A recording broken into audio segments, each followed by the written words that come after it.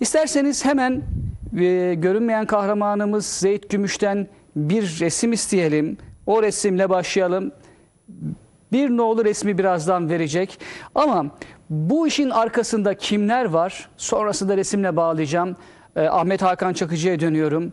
LGBT, eşcinsellik ve son zamanlarda Türkiye'de biliyorsunuz bunlarla ilgili gösteriler ayyuka çıktı. Herkesin kafasında bir soru işareti var ve ne yapılmak isteniyor?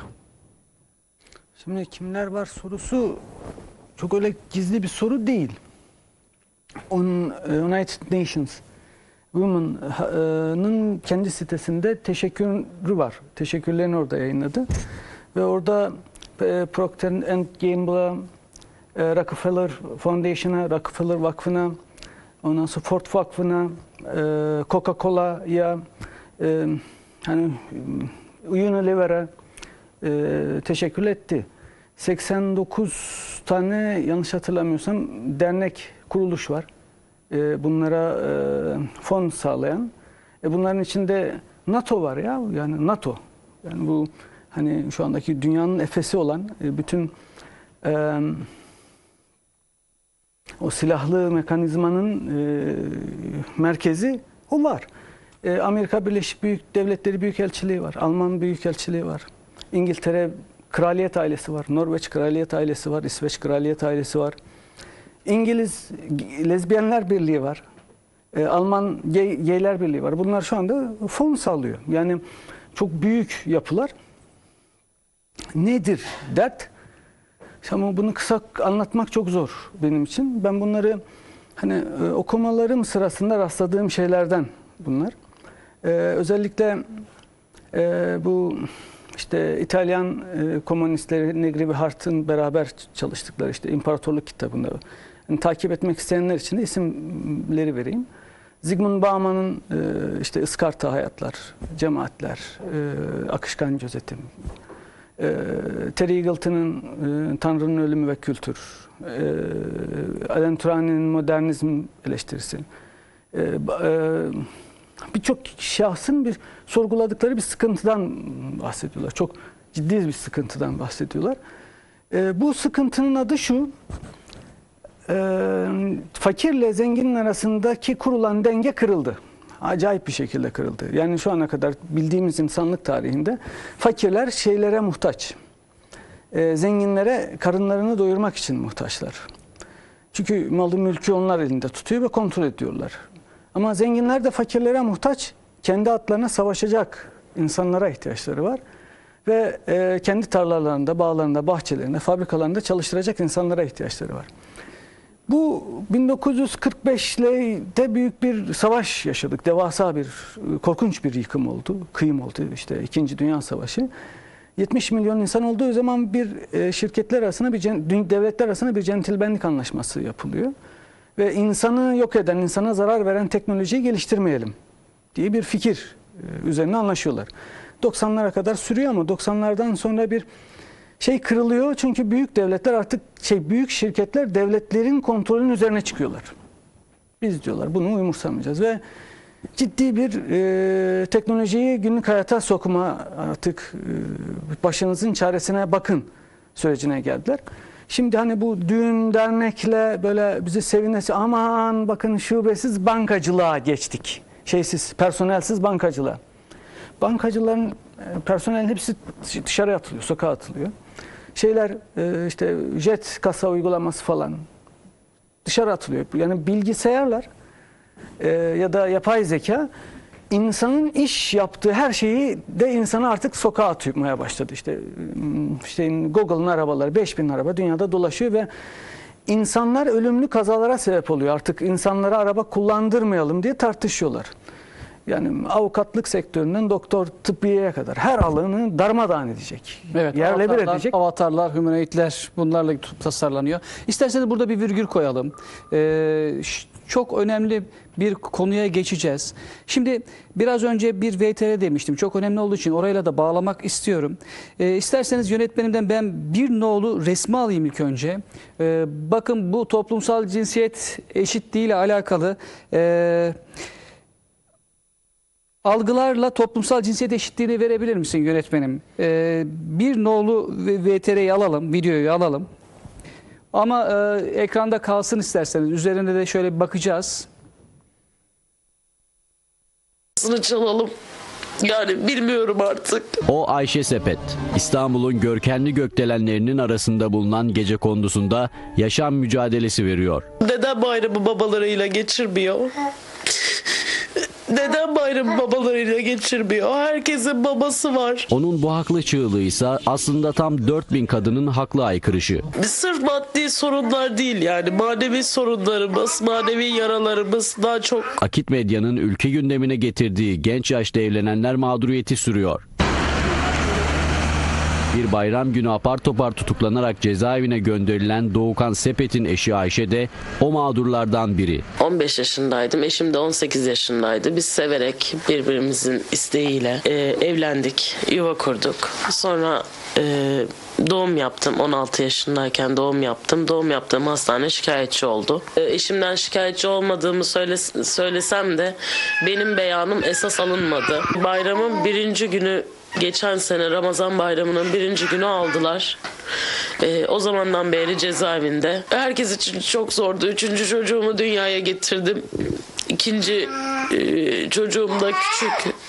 Üçüncü çocuğum zaten 10 aylık daha ve çalışamıyorum. Ben burada mağdurum. İlk çocuğum zaten okula gidiyor, 3. sınıfa gidiyor. Yani onun okul masrafları. Üstelik bu mağdurlar ordusuna her geçen gün birisi ekleniyor. Uzmanlar buna dikkat çekiyor. Severek evlenmeye karar veriyor. Aileleri de bu evlilik akdine öncülük yapıyor. Ve devlet de bunu resmi olarak onaylıyor. Evet, evlenebilirsiniz diyor. Lakin sonradan ne oluyorsa böyle bir durum tecavüz olarak, çok özür diliyorum, yani aslında ortada bir tecavüz yok çünkü resmi evlilik var. Ama tecavüz olarak sıfatlandırılıyor ve Ayşe Hanım gibi 4000 ailenin eşi, çocuklarının babaları şu an cezaevlerinde. Kadın hakları için sokaklara dökülenlerse her zamanki gibi haklı mağduriyetlere ses çıkarmıyor. Cezalar 8 sene, 9 sene, 10 sene sonra geliyor. Kadın tam aile oluyorlar. Çoluk çocuk sahibi oluyorlar. Bir düzen kurmaya çalışıyorlar. O düzen bir anda yerle bir ediliyor. Az önce siz seslendiniz ya kadın derneklerine. Şimdi kızlarımız mağdursa peki bu niye sahip çıkılmıyor bunlara? Kadın derneğiysek Ayşe de kadın. Ayşe gibi binlercesi, onlar da kadın. Yani bir şekilde o zaman sahip çıksın. Ayşe Sepet ve 4000 kadın Ramazanları bu iftar kumanya yardımları, bayramları ise gözü yaşlı şekilde karşılıyor. Peygamber Efendimizin bir hadis-i şerifi var. Komşusu aç yatarken tok yatan bizden değildir diye. Birazdan burada sofra kurulacak. Bakın, bizim getirdiğimiz hiçbir şeye ihtiyacı yok Ayşe Hanım'ın. Bunu çok iyi biliyorum. Ne maddi yapacağımız yardıma ne de farklı bir şeye. Sadece tek şeye ihtiyacı var. Bu bayram eşinin, evlatlarının, babasının, evinin, direğinin yanında, dizinin dibinde olmasına ihtiyacı var. Evet sevgili izleyiciler, dünya şekilleniyor, bir şekilde Türkiye şekilleniyor. Şimdi VTR'yi izlerken de değerli hocamız Hamza Türkmen de teşrif ettiler. Hocam hoş geldiniz, sefalar getirdiniz. Biraz önce Ahmet Hakan Çakır çok önemli bir yere değindi.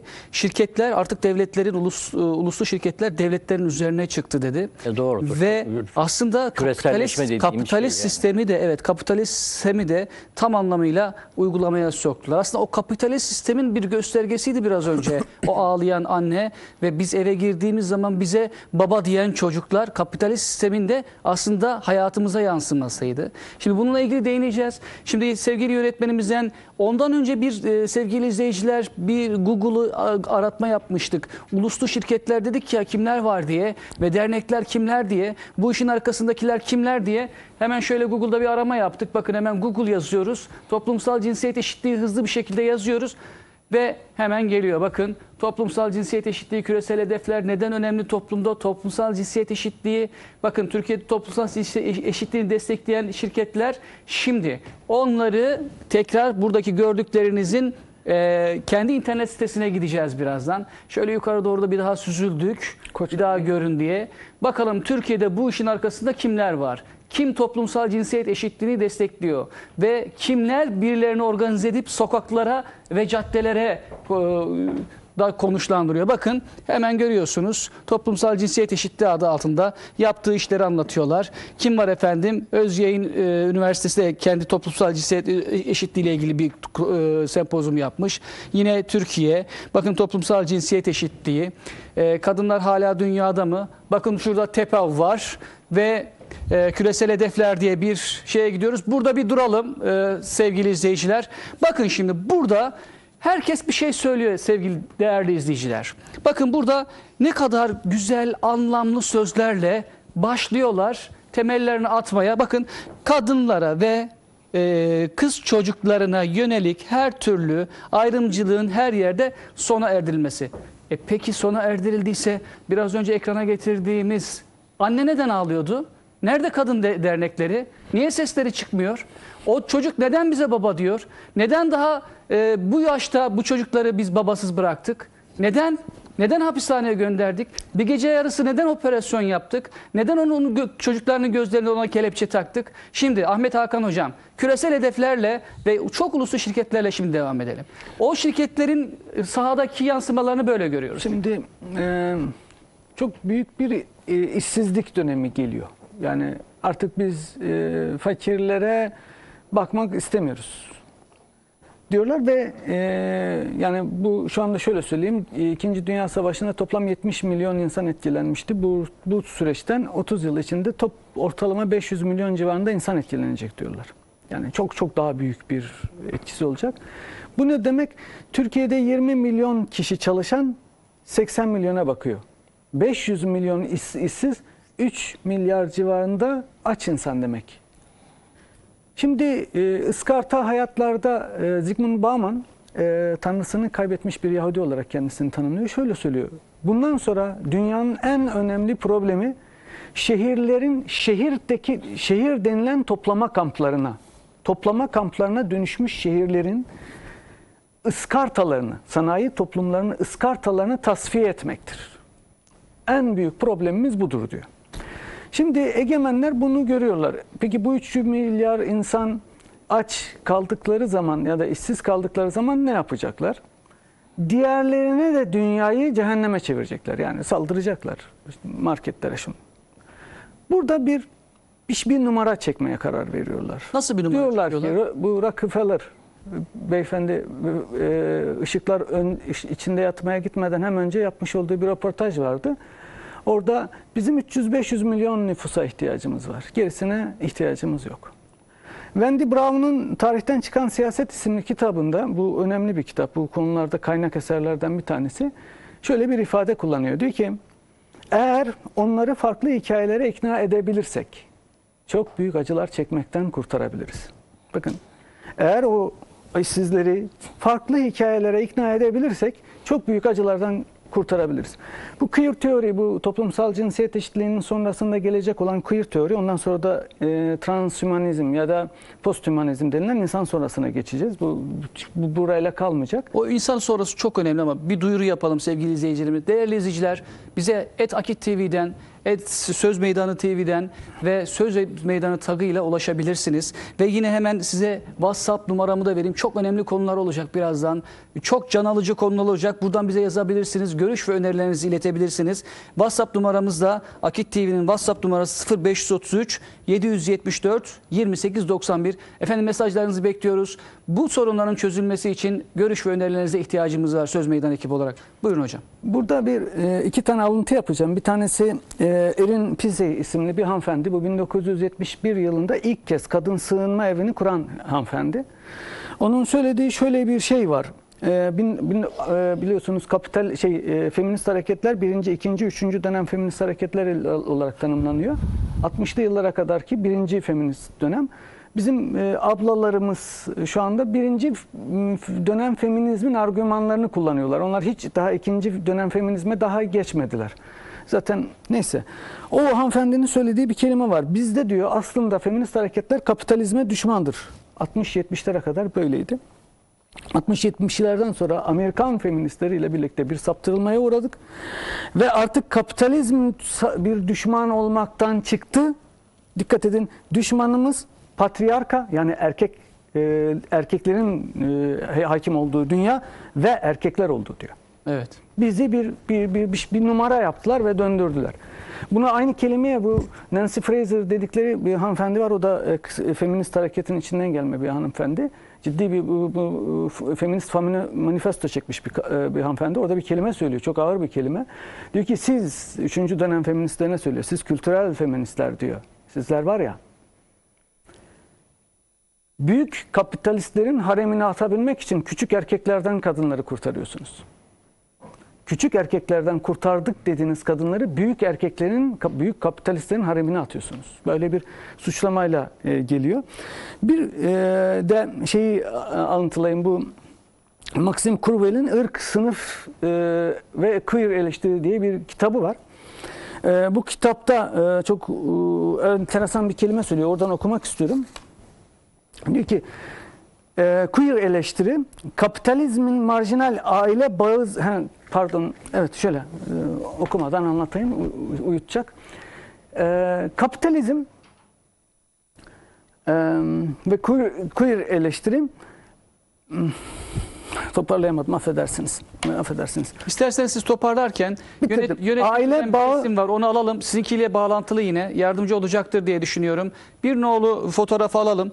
Bakın sevgili izleyiciler, burası Toronto. Burasının ismi daha önceden En-Nur Camii'ydi. Şimdi ise El Tevhid Camii oldu. Yalnız bu cami çok farklı bir cami. Bizim burada gelenek ve göreneğimizi, İslami anlayışımızı bozmak için dizayn edilen bir cami. Buradaki imam dahi fonlanıyor ve yırtık pırtık elbiselerle camiye gidiyor aslında. Caminin girişinde bir tane bağış kutusu var. $1 var içerisinde, 1 sentler var. Düşünürsünüz ki çok yardıma ihtiyaçları var. Çok yardım edesiniz gelir. Ama bu camide sağ tarafta biseksüeller, geyler, ortada homoseksüeller, translar ve kadınlı erkekli namaz kılıyor. Hatta bir arkadaşım buraya gidiyor, bir eşcinsel onu davet ediyor oraya. Tabii bu eşcinsel de ailesinin yanında erkek, normal dışarıda bayan. Diyor ki arkadaşımı, hadi gidelim şu camide bir namaz kılalım. O da normal cuma namazına gidecek sanıyor. Cuma namazına gidiyor, bir bakıyor herkes sünnet kılıyor. Kadınla erkekli yan yana. Ya bir yanlışlık olmasın, ben nereye geldim diyor. Sonrasında hutbeye çıkıyor, bir bakıyor ki hanım bir hoca var. Sonra namaz kıldırmaya inerken ben diyor buradan çıkıp gidiyorum. Hatta orayı resmetmeye çalışıyor. Apar topar polise haber veririz falan diye dışarıya atıyorlar. Şimdi bakın, bu bununla kalmıyor. Birazdan örneklerini vereceğim. Hocam, bu dizaynın adına ne denir? Biz bu dizaynı Taksim olaylarında gördük, gezi olaylarında. Evet. Yani tesettür yok, belki bazılarında abdest yok. Bir gösteri, bir ritüel formu ortaya koymaya çalışıyorlar. Ho Chi Minh de bunu koymuştu Vietnam, o Kamboçya falan olaylarında. Yani dini duyguları kullanarak dindar camiayı pasifize etmek ve Müslüman ailelerin çocuklarını kandırıcı, eğer altyapı iyi değilse, usulü din iyi kavranmadıysa çocuklarda zaten muhalif bir duygu var. Mevcut hükümet de iktidar formunda bunu kuşatamadı, yani 17 yıl boyunca doğru dürüst bir dindar nesil dedi de ne yani bu dindar nesil? Ortaya bir şey koyamadı, bir anlam koyamadı. Boşlukta kalan çocuklar var.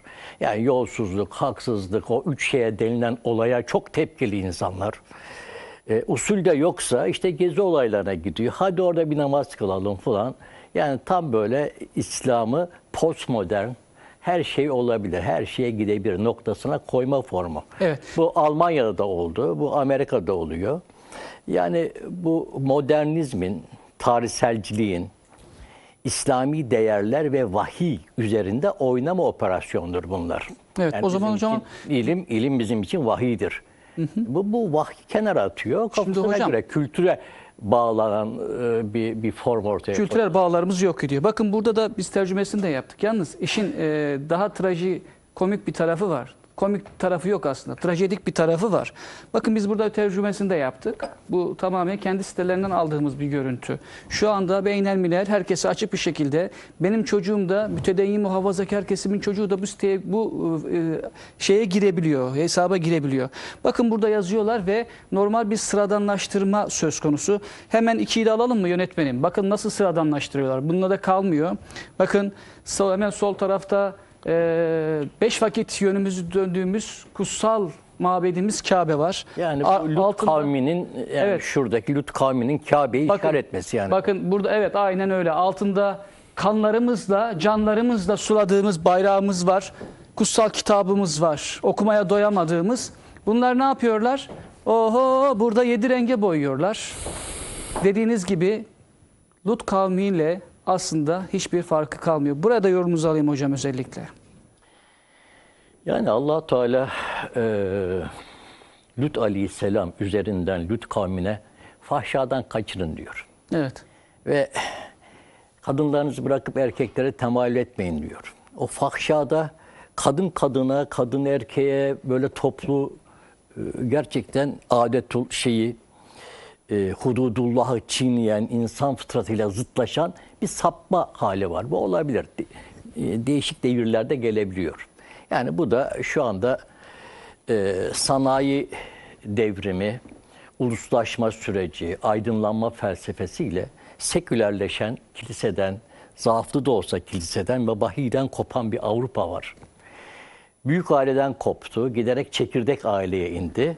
Bu da yetmedi. İşte 20. yüzyılın başlarına itibaren bir eksistansiyalizm, yani varoluşçuluk ceryanı her yeri kapladı.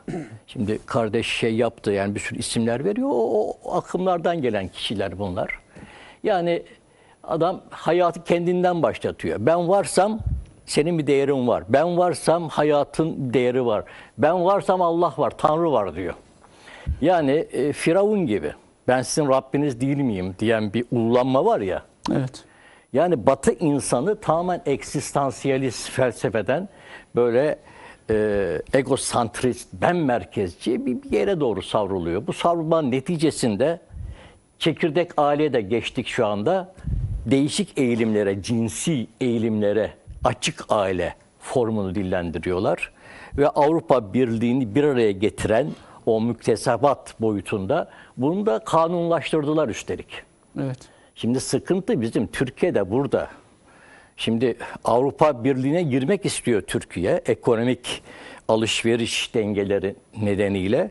Ama Avrupa Birliği de kendi bu tahrif olmuş değerlerini, yönetmeliklerini dayatıyor Türkiye'ye. Evet. Hocam İstanbul Sözleşmesi 6284'de birazdan Evet, geleceğiz. evet. Bir virgül koyalım. Ahmet Akba, Hakan Çakıcı bir şeyi toparlayacaktı. Oradan hemen orayı toparlayalım. Çünkü çok önemli bir konu Ahmet Bey orası. Şimdi Maxim Kurvel diyor ki tarih içinde hani çok ciddi bir kaosa doğru gidiyoruz. Bu kaosta iki tane, yani aslında üç tane büyük engelimiz var. Bir tanesi çok kalabalık nüfus. Bunu çözmemiz lazım. Bunu nasıl çözeceğiz?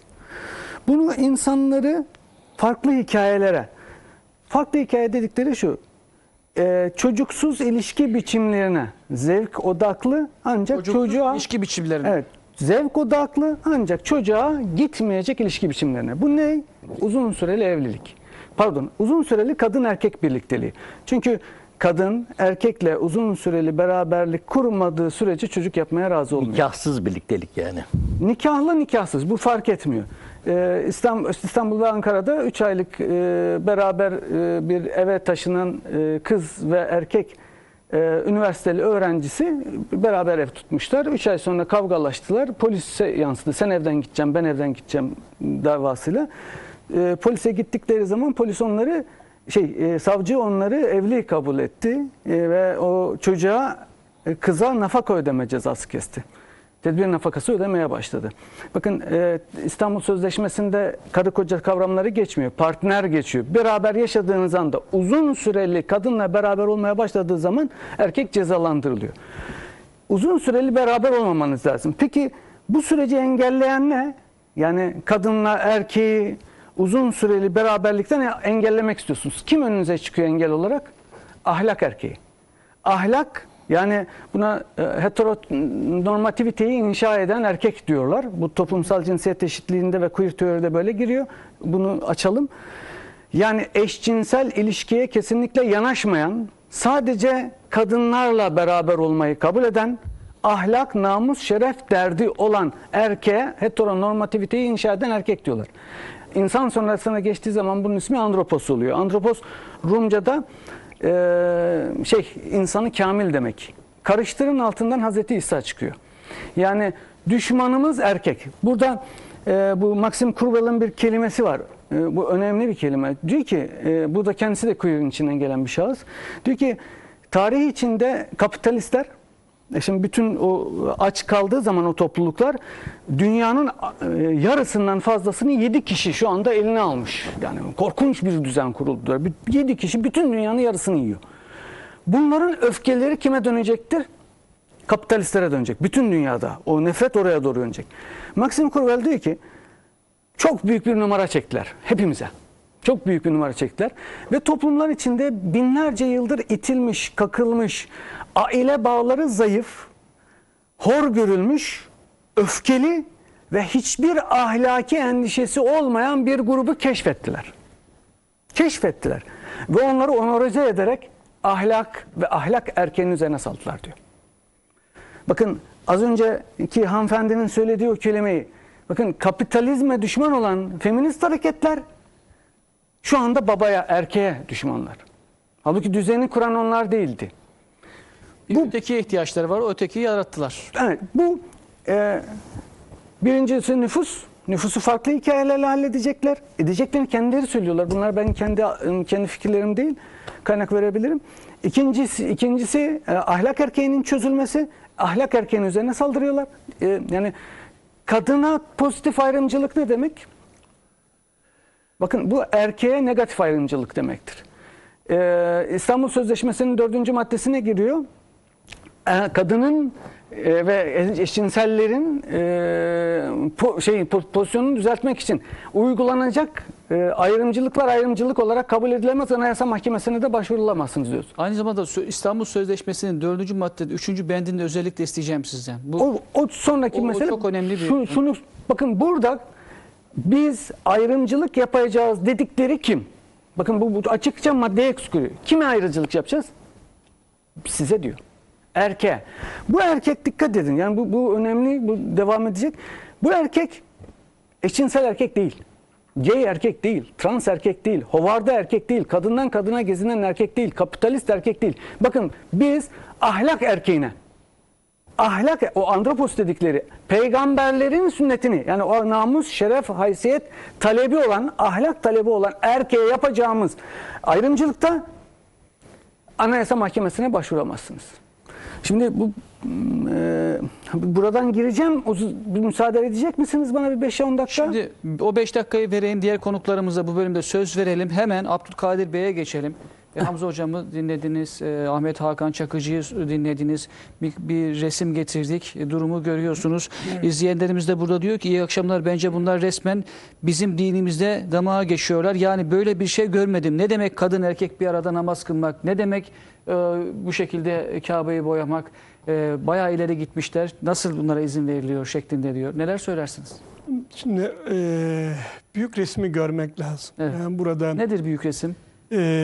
Malum bir küresel dünyadan söz ediliyor. Ve bu küresel dünyada kendini o kürenin muhtarı deniyordu. Yani bu sosyoloji bilgisinde işte dünya bir köydür. O dünyanın, o köyün muhtarı. Hayır, öyle değil. O kürenin tanrısı, kürenin tanrısı ilan edenler var. Ve bu kendi tanrı ilan edenler, ilah ilan edenler, hocamın ifade ettiği üzere Hamza hocamın, vahiy tanımıyor. Onu sınırlandıran, onu kısıtlayan o ana kaideleri, ana esasları, ana yasayı tanımıyor. Ve insan soyuyla adeta oynuyor. Evet. Bununla ilgili kim engel teşkil ediyorsa onu hedefine koyuyor. Şimdi dünya gerçekten teslim oldu. Yani ne bir Avrupa Hristiyanlığından bahsediyoruz, tamamen tükenmiş durumda. Ne bilmem Çin'deki Konfüçyüsünden bahsediyoruz, tükenmiş durumda. Ne Budizm'den, ne Afrika'daki kabilelerden, herkes teslim oldu. Fakat bunun karşısında direnen bir güç var. Dünyada sadece hala o Hazreti İbrahim'in hali üzerine, Hazreti Peygamber'in hali üzerine la diyebilen, hayır diyebilen, efendim siz bu dünyayı istediğiniz gibi dizayn edemezsiniz. Siz yeryüzünün tanrısı olamazsınız. Bir ilah olan o da Allah'tır. Siz ilah olamazsınız diyen bir hal var ve bunun kaynağı var. Kur'an var, Resulullah'ın sünneti var ve İslam var. Dolayısıyla İslam'ı hedefe koyuyor. Dikkat edin, burada bir eşcinsel kiliseleri açılmıyor. Eşcinsel havraları açılmıyor. Bilmem Budist tapınaklarda bu yapılmıyor. Eşcinsel camileri açılmaya çalışılıyor. Fransa'da da bu hafta benzer şeyler yapılmaya çalışılmış. Bir imam tayin etmişler. Kapısına bu eşcinsellere açık cami falan demişler. Hayır diyene, karşı koyanla uğraşıyorlar. Ve burada bu karşı koyan gücün güç bulduğu, gücünün temerküz ettiği bir yer var. Malum İslam siyasi olarak yeryüzünde büyük kayıplar yaşadı. Askeri olarak büyük kayıplar yaşadı. Fakat İslam toplumu hala şöyle veya böyle kendini koruyor, kendini muhafaza ediyor. Ve bu İslam toplumunun çekirdeğinde aile yer alıyor. Dolayısıyla burada İslam hedefe alınıyor ve İslam toplumunun şahsında Müslüman aile hedef alınıyor. Dolayısıyla bunlar diyorlar ki eğer biz İslam'ı alt edersek, ki bunu tam bir söylüyor, 40'lı yıllarda söylüyor bu ünlü İngiliz tarihçi. Aynı zamanda İngiliz Propaganda Bakanlığı'nın görevlisi. O zamanlarda söylüyor. En büyük rakibimiz İslam diyor. Sonra Milletler Çatışması sözü ortaya konduğunda yine en büyük rakip İslam olarak gösterildi. Çin'den falan bahsedilse bile Süsmüt Kumar gibi tipleri dediler ki efendim biz Müslümanları ateistleştirirsek bu sorunun onların hakkından geliriz dediler. Hayır, Dick Cheney dedi ki hayır, eğer cinsel özgürlük adı altında biz cinsel özgürlüğü Müslümanlar arasında sağlamazsak bizim bu kıtaya hakim olmamız mümkün değildir. Bizzat Dick Cheney'nin ifadelerinden aktarıyorum. Dolayısıyla burada mesele evet eşcinsellik, mesele bilmem şu bu, insan soyunun tüketilmesi, bilmem cinsiyet eşitliği diyoruz. Aslında karşımızda bir cinsiyet sıfırlaması problemiyle karşı karşıyayız. Yani öbür taraf diyor ki ben insanın şekli varlığını da tanımıyorum. İnsan kadın ve erkek olarak yaratılmış. Ben böyle bir biyolojik varlık da tanımıyorum. Eskiden diyordu ki biyolojik olarak bu insan maymundandır. Şimdi onu da açtı. Hayır diyor, ben biyolojik varlığı tanımıyorum. Ben ona kadına kadın derim, erkeğe kadın derim, kadına da erkek derim. Ben dersem olur diyor. Tanrı benim diyor. Ve siz de bunu kabullenmek zorundasınız diyor. Buna bir hayır diyen, bir la diyen İslam var. Bu durumda İslam diyor ki ben seninle uğraşırım. Senin mescidinle uğraşırım, Kabe'ninle uğraşırım, Kur'an'ınla uğraşırım. Seni hizaya getiririm. Senin imamını ben tayin ederim. Ve sen bu imamın senin en büyük değerlerinde oynar. Bilmem bir Müslüman için herhalde en büyük hakaretlerden bir tanesi Kabe'nin bilmem Lut kavminin renklerine büründürülmesidir. Bunu bile sana yaparım diyor. Ben seni hizaya getiririm diyor. Bunun oluşabilmesi için tekrar aynı yere döndüm. Ailenin dağıtılması gerekiyor. Ailenin darmadağın edilmesi gerekiyor. Bunun için Müslüman aileyle uğraşıyorlar. Burada bir şey daha ifade etmem lazım. Asasen biz kadın meselesinden falan bahsediyoruz. Eşcinsellikten şu bu. Burada Müslüman kadın temelde rüşvetlendirilerek, hak adı altında rüşvetlendirilerek onun üzerinden aile yıkılmaya çalışılıyor. Yani bunlar dediler ki bu liberal yasalar çerçevesinde dediler ki işte kadın azınlıktır. İşte sonra azınlıkların güçlendirilmesi dediler. Kadını kendilerince müttefik edindiler.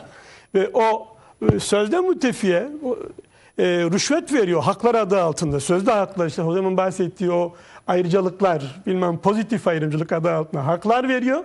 Diyor ki liberal dünyanın, bu liberal tanrının hükmüne razı ol. Önünde boyun eğ ve İslam'la savaş, İslam'la çatış.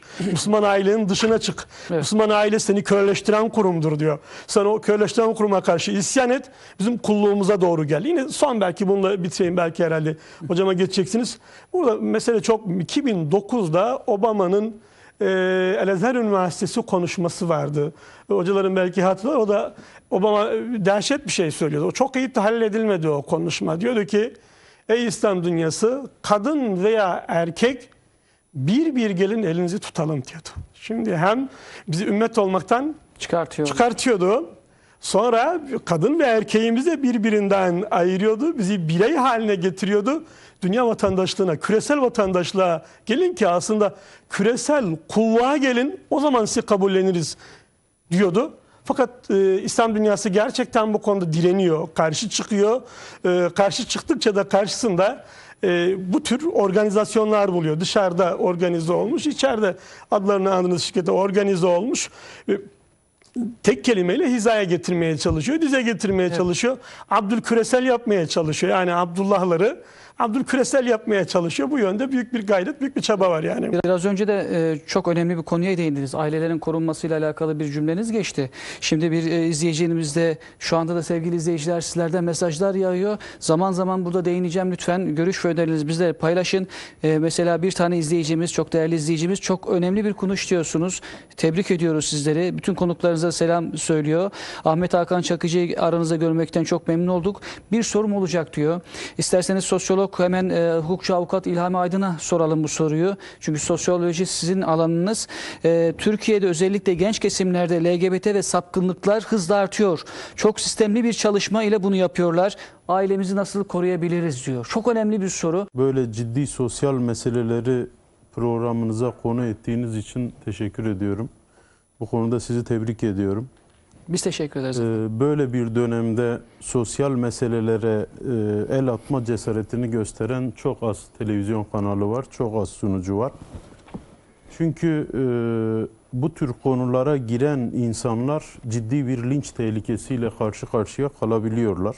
Eşcinsellik bir sapkınlıktır, doğa dışı bir durumdur, normal, olağan bir durum değildir. Ve gelinen noktada eşcinsellik doğuştan gelen bir durum değil. Hastalık olmadığı hususunu kendileri de savunuyor.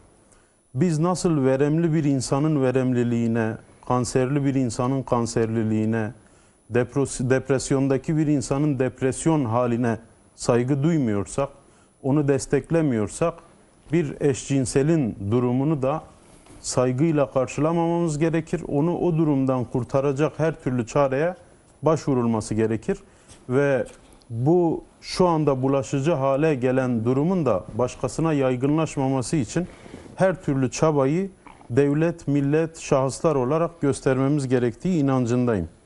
Aile gerçekten Türkiye'de tehdit altında ve bu tehdit sadece dışarıdan değil veya sadece bazı bireylerden veya gruplardan değil, bizatihi dünya tarihinde gelmiş geçmiş en güçlü kurum olan devletin saldırısı altında. Zira yasalar, halkımızın sıklıkla kullandığı bir tabirle, köpekleri bırakıp taşları tutuyor. Yasalar konusunda Türkiye'de çok ciddi bir sıkıntı var. Namus kelimesinin, ahlak kelimesinin, edep kelimesinin, gelenek, örf, adet, töre, din kelimelerinin geçtiği bütün yasalar bunları olumsuzlayarak bir suç unsuru olarak veya suçun ve cezanın ağırlaştırıcı nedeni olarak bunları düzenliyor. Yani Türkiye'de birisi çıkıp dese ki tüm yasalar feminizme hizmet ediyor ve tüm yasalar kapitalizme hizmet ediyor ve tüm yasalar aileye savaş açıyor dese, buna kimsenin itiraz edemeyeceğini düşünüyorum. Mesela cezaevi ziyaretinde dahi öyle bir düzenleme yapılmış ki Anadolu insanına göre amcaoğlu kardeşle hemen hemen aynıdır. En azından yarı kardeş sayılır. Cezaevi ziyaret listesinde yasal olarak yapılan düzenlemede amcaoğlu yok. Ama tutuklu kişinin hanımının kardeşi var, hanımının teyzesi var, hanımının halası var, hanımının babası var, annesi var, hanımının nenesi var, dedesi var. Bunların hepsi var ama amcaoğlu yok. Aileye çok yönlü bir saldırı var. Mesela ceza muhakemeleri kanununa göre bir kişinin dosya fotokopisini kendisi alabilir, avukatı alabilir, eşi alabilir. Anne babası alamaz. Kardeşleri alamaz. Mesela Türk halkının komşuluğa çok değer verdiği söylenir. Yasalarda komşunun yasal olarak düzenlenmiş tek bir hakkı yoktur. Aile bağlarına çok önem verildiği söylenilir. Aile bağı konusunda lehe hiçbir İlhan Bey, düzenleme yok. burada bir virgül koyalım. Gibi söz meydanı çok hararetli bir şekilde devam ediyor. Ben bile konulara giriyorum artık ve kaldığımız yerden devam edeceğiz ama çok kısa bir reklam arası öncelikle. Evet sevgili izleyiciler, söz meydanı kaldığı yerden devam ediyor efendim. Konuklarım hemen tekrar bir isimlerini söyleyeyim. Önce aile gönüllüsü Ahmet Hakan Çakıcı, sosyolog, hukukçu, avukat İlhami Sayan, doktor eğitimci yazar Abdülkadir Turan ve yayıncı yazar Hamza Türkmen. Hemen ben sevgili yönetmenimden 2 resim daha alacağım. 18 ve 19'u sırasıyla hemen hızlıca verelim. Sonrasında efendim İlhami Sayan'la kaldığımız yerden devam edeceğiz. Evet, 18 burası Avrupa. Geyler için cami açıldı diyor. Bakın tabii onun dışında şuradan hemen okuyalım. Avrupa'nın ilk gay camisi Fransa'da açılıyor. Avrupa ve sonunda bu da yapıldı. Fransa'da eşcinseller için cami yapıldı. Müslüman dernekler duruma sert tepki gösterdi. Ve yine burada şurayı da söyleyelim. ABD'de bu tür 10 ibadethane var. Biraz önce yine Kanada'dan bir örnek göstermiştik. Ve görüyorsunuz yine tabii bunu neden gösteriyoruz? En batıdan başlıyorlar. Yavaş yavaş işleye işleye toplumları Türkiye, Müslüman ülkeye kadar geliyorlar. Sonra Türkiye üzerinden diğer İslam ülkelerinde şekillendirmeye çalışıyorlar. Türkiye çünkü ecdadı ve tarihin derinliklerine kök salmış bir ülke. İlk önce burayı işini bitirirlerse diğer İslam ülkeleri daha kolay olacak. Evet, biraz önce ailelerle ilgili kalmıştık. Nasıl ailelerimizi bu durumdan kurtarabiliriz? Onların etkilenmelerinin önüne geçebiliriz. Şimdi münferiden her ailenin tek başına bu planlı, teşkilatlı ve güçlü kurumlar tarafından sürdürülen saldırıyla baş etmeleri mümkün değil. Bu saldırıya karşı mutlaka bir devlet desteği gerekir. Devletin bu alanda plan program yapması gerekir. Sivil toplum kuruluşlarının da bu alanda uyandırıcı çalışmalar yapması gerekir. Hiçbir aile ne kadar güçlü, ne kadar kalabalık olursa olsun, ekonomik olarak ne kadar güçlü olursa olsun bu saldırılara karşı çocuklarını tek başına koruması mümkün değildir. Bu sebeple daha planlı programlı çalışmalarla ailenin korunması gerekir. Öncelikle yasal düzenlemeler bu konuda şarttır ailenin korunması konusunda. Hatta diyebilirim ki yasal düzenlemeler saldırılarını kesseler, aleyhe olan düzenlemeler bitirilse bile kafidir. Yani toplum bünyesi onu kendi kendine sürdürebilecek kadar güçlü Türkiye'de. Yasal düzenlemeler ifsat etmesin, tabiri caizse gölge etmesin, başka ihsan istemez o konuda. Fakat saldırılar çok ciddi ve küresel bazda ve bu konuda özellikle dini cepheden saldırılar da çok fazla.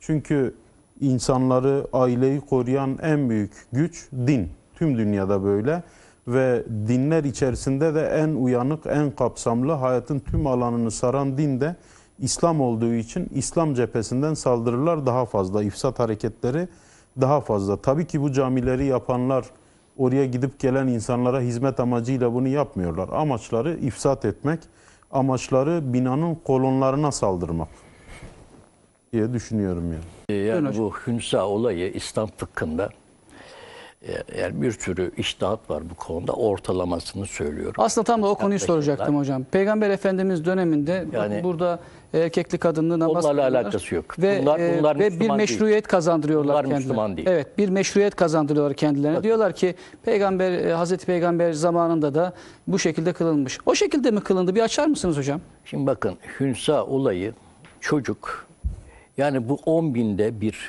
100 binde bir olacak istisna bir durumdur. Çocuk gerçekten eğilimi kız veya erkeğe dönük bir boyutta doğmuş olabilir. Fıkıhta bunu 6 yaşına kadar gözlemliyorlar kızı. Yahut erkeği neyse. Hünsa yani. Çift cinsiyetli Çift oluyor, cinsiyeti. evet.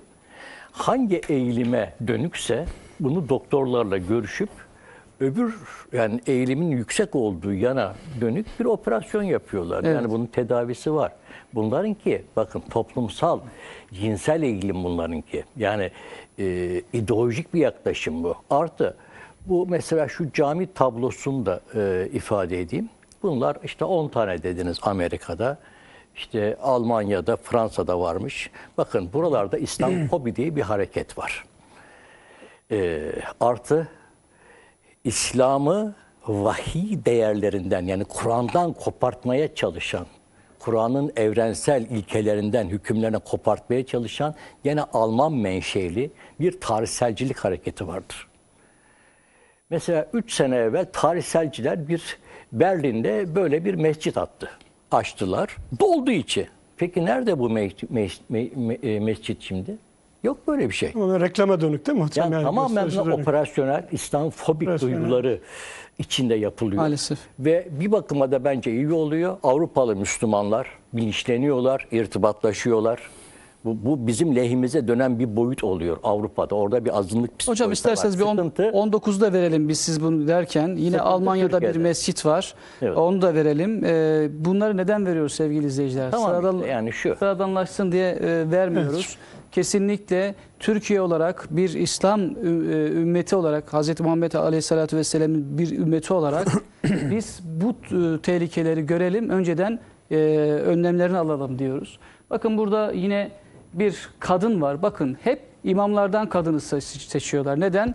Toplumsal cinsiyet eşitliğine bir vurgu yapmak ve bu işi normalleştirmek için yapıyorlar. Yine Almanya'da İslam tahrif etme girişiminde bulunan Seyran Ateş. BBC'ye bir röportaj veriyor ve BBC'ye övgüler yağdırıyor. Ve bir de şöyle bir şey var. Müslümanlar efendim buna zarar verecekmiş. Türkiye'ye zarar verecekmiş. Güya Alman polisi de bunu koruyormuş. Hayır, zaten bu kadını, bu hanımı özellikle seçip kendi korumalar altına zaten alıyorlar. Ve bununla ilgili zaten biraz sonra yine bilgi ve belge paylaşacağız. Söz meydanı bilgi ve belge bir şey paylaşmıyor. Bakın yine Almanya'dan bir izleyicimiz şunu söylüyor. Diyor ki konuşmacıları dinliyorum. Küresel çetenin ülkemize, ailemiz üzerinden yaptıkları saldırıyı ki madem ki saldırı küresel, Müslüman bir toplum olarak en az zararlı atlatmak varken bizim cenah bunların askerliğine soyunmuş vaziyette diye bir mesaj atmış. Biz burada Türkiye'de neler yapıyoruz? Önemli olan bu. Hocam isterseniz buradan devam edelim. Bakın Rabbimizin işaretleri doğrultusunda olaya bakacak olursak Hucurat Suresinde Rabbimiz diyor ki biz sizi erkek ve dişi olarak yarattık. Ve tanışasınız diye şab, şub ve kabail halklara ve kabilelere böldük. Yani böyle başta erkek ve kadın ilişki boyutumuz var Kur'an-ı Kerim'de. Ve burada aileye işaret eden, hakka, hukuku işaret eden birçok Kur'an-ı Kerim'de ayet-i kerime var. Ne bileyim işte yatak odasına çocuklar girerken kapıyı vursun, işaret alsın, girmesin. Bak bir edep, bir aile formu gösteriyor Kur'an. Resulullah Aleyhisselam, Resul-i Ekrem'de mesela Buhari'den gelen bir hadis var. Sünnetin bir nevi yaşanmış boyutunu aktaran bir hadis. Diyor ki Resul, kadınlar erkeğe, erkekler de kadına benzerse onlara lanet olsun. Evet. Ve bunları mutlaka meclislerinizden çıkartın dedi diyor. Ve Resul meclislerinden bu tip eğilimde kişileri çıkarttı. Hazreti Ömer de çıkarttı. Şimdi böyle bir tabloyla karşılayın. Ya tedavi edilir. Yani burada siz kimsiniz ki tedavi edeceksiniz tarzda bir yaklaşım formu var. Peki insanı, o zaman şunu ontolojik bir tartışma getirelim. Peki insanı kim tanımlıyor? İnsanı minnacık aklıyla, sınırlı beyniyle, algısıyla insan mı tanımlıyor? Yoksa insanı onun Halık'ı olan Allah mı tanımlıyor? Evet, çok önemli konu. Tartışmaya buradan başlamamız lazım. Bu kim olursa olsun. Yani bu da evrensel bir şey. Bizim açılımımızı sağlar bu. Müslümanlar bu konuda diri olmalı. Bu konuda buraya eğilen bazı mesela hanımlar oluyor. Feminist akım içinde bunlara eğilen akımlar oldu. Şimdi isimlerini vermeyeyim. Meşhur dernekleri var bunların Türkiye'de. Burada da içlerine homojen değiller ama kafalar gidip geliyor yani bu insanlar. Şöyle kendilerine göre haklı yanları var. Bunu da altını çizmemiz lazım. Çünkü Türkiye'de ve ümmet coğrafyasında biz dağılmış bir ümmetin çocuklarıyız.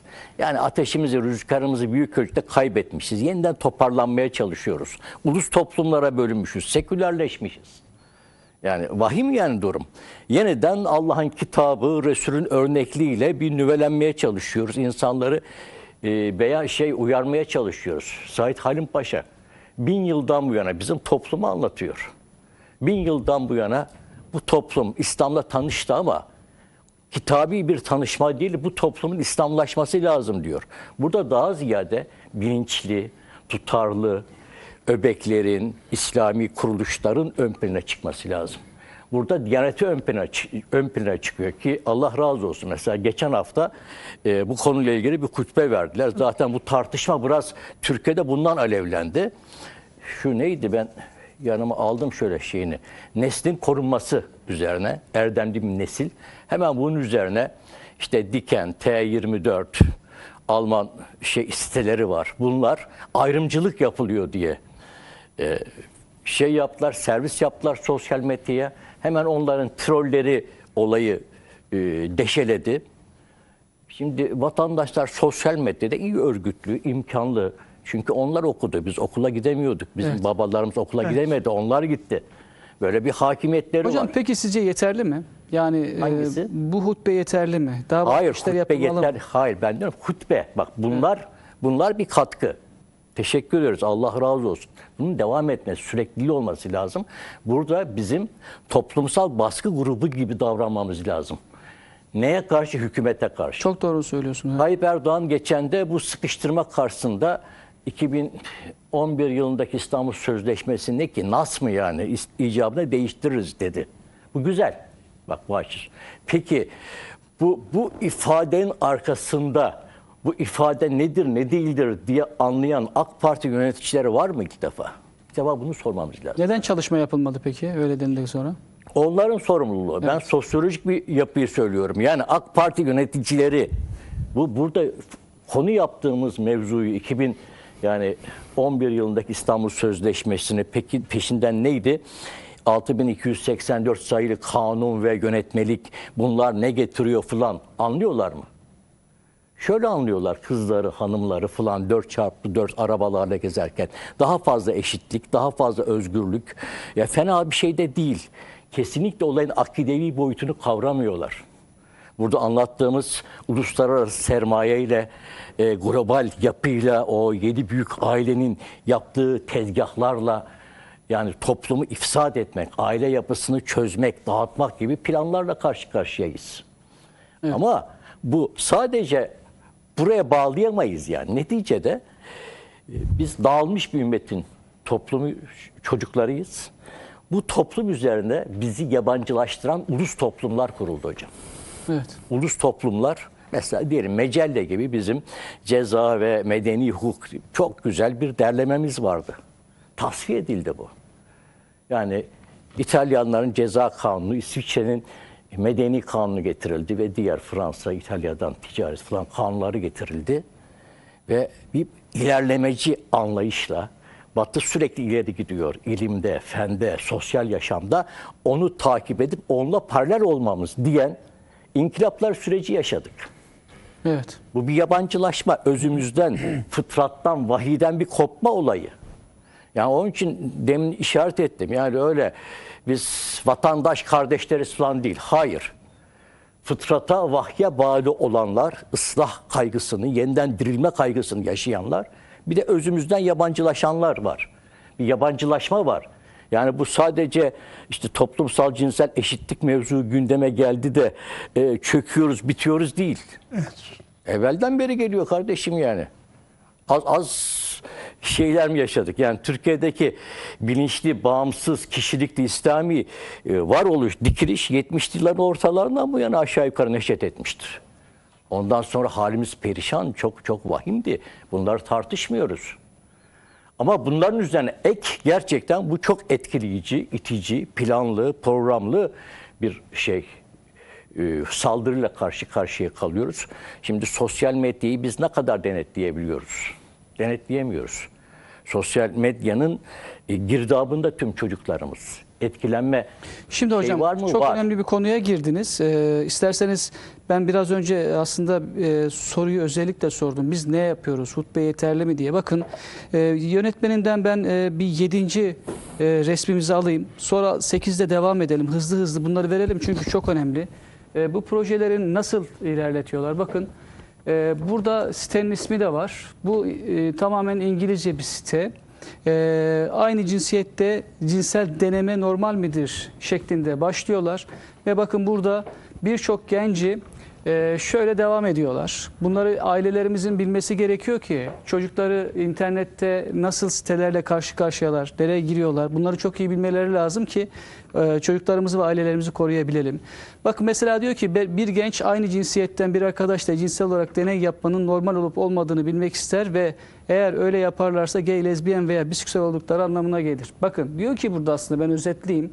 Bir kere ilişkiye girmesi gerekiyor ki kendisinin erkek mi kadın mı ya da eğiliminin ne olup olmadığını anlayabilsin diye yönlendiriyorlar.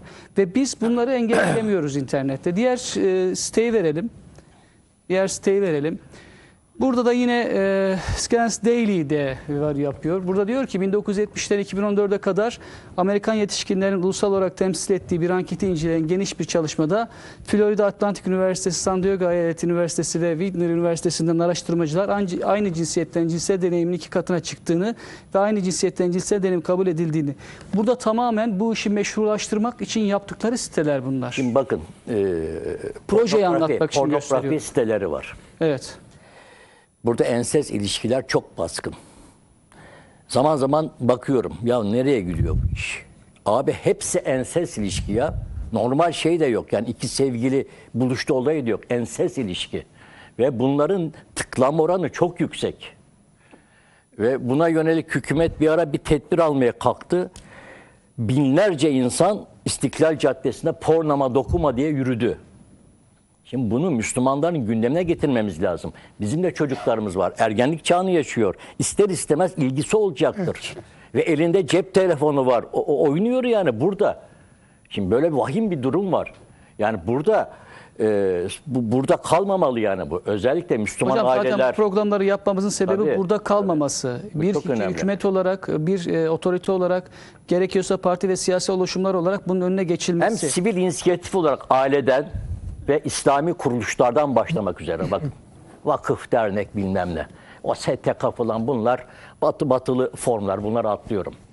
Bunlar bazı troll oluyor. Bazen kurulmuş tabela teşkilatı ama ciddi bir şey yani cemaatler, İslami kuruluşlar, İslami çevreler, öbekler, İslam kaygısı için yani din merkezli bakan tüm öbeklerin ilk defa sivil kendi arasında bu konuda dayanışması olması lazım. Bu çok çok önemli, çok hayati.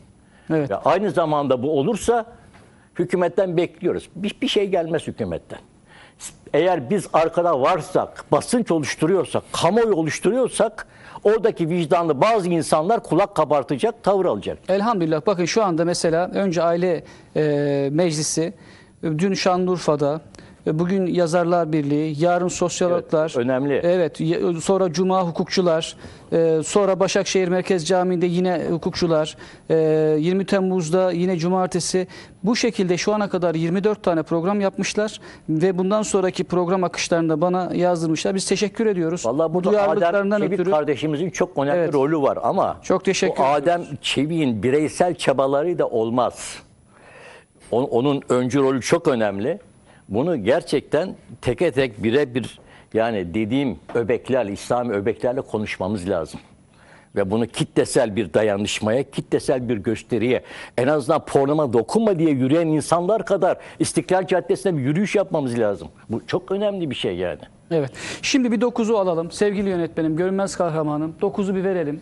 Bakın buradan sonra işin rengi değişiyor Hamza Bey, değerli konuklarım.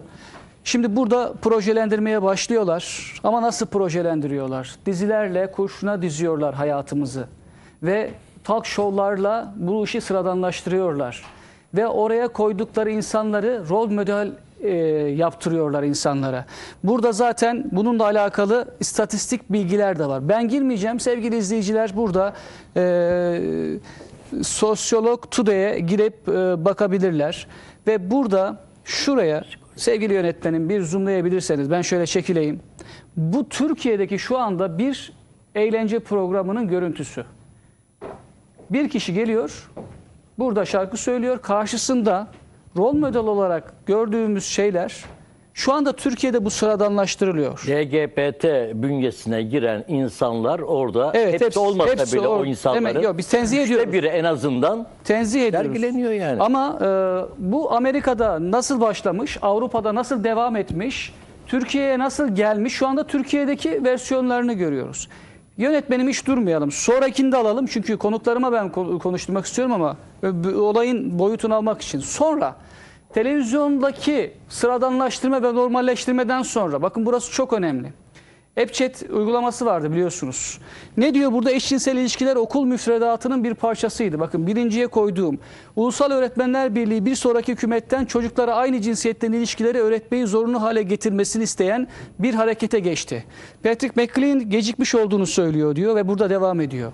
Yani diyor ki bunları normal hayatta anlat. Biraz önceki gösterdiklerimiz normal. Bir ilişkiye gir. Burada artık olayın rengi de değişiyor. Öğrencilere kadar işin boyutunu indirgiyorlar. Türkiye'de indirildi bu.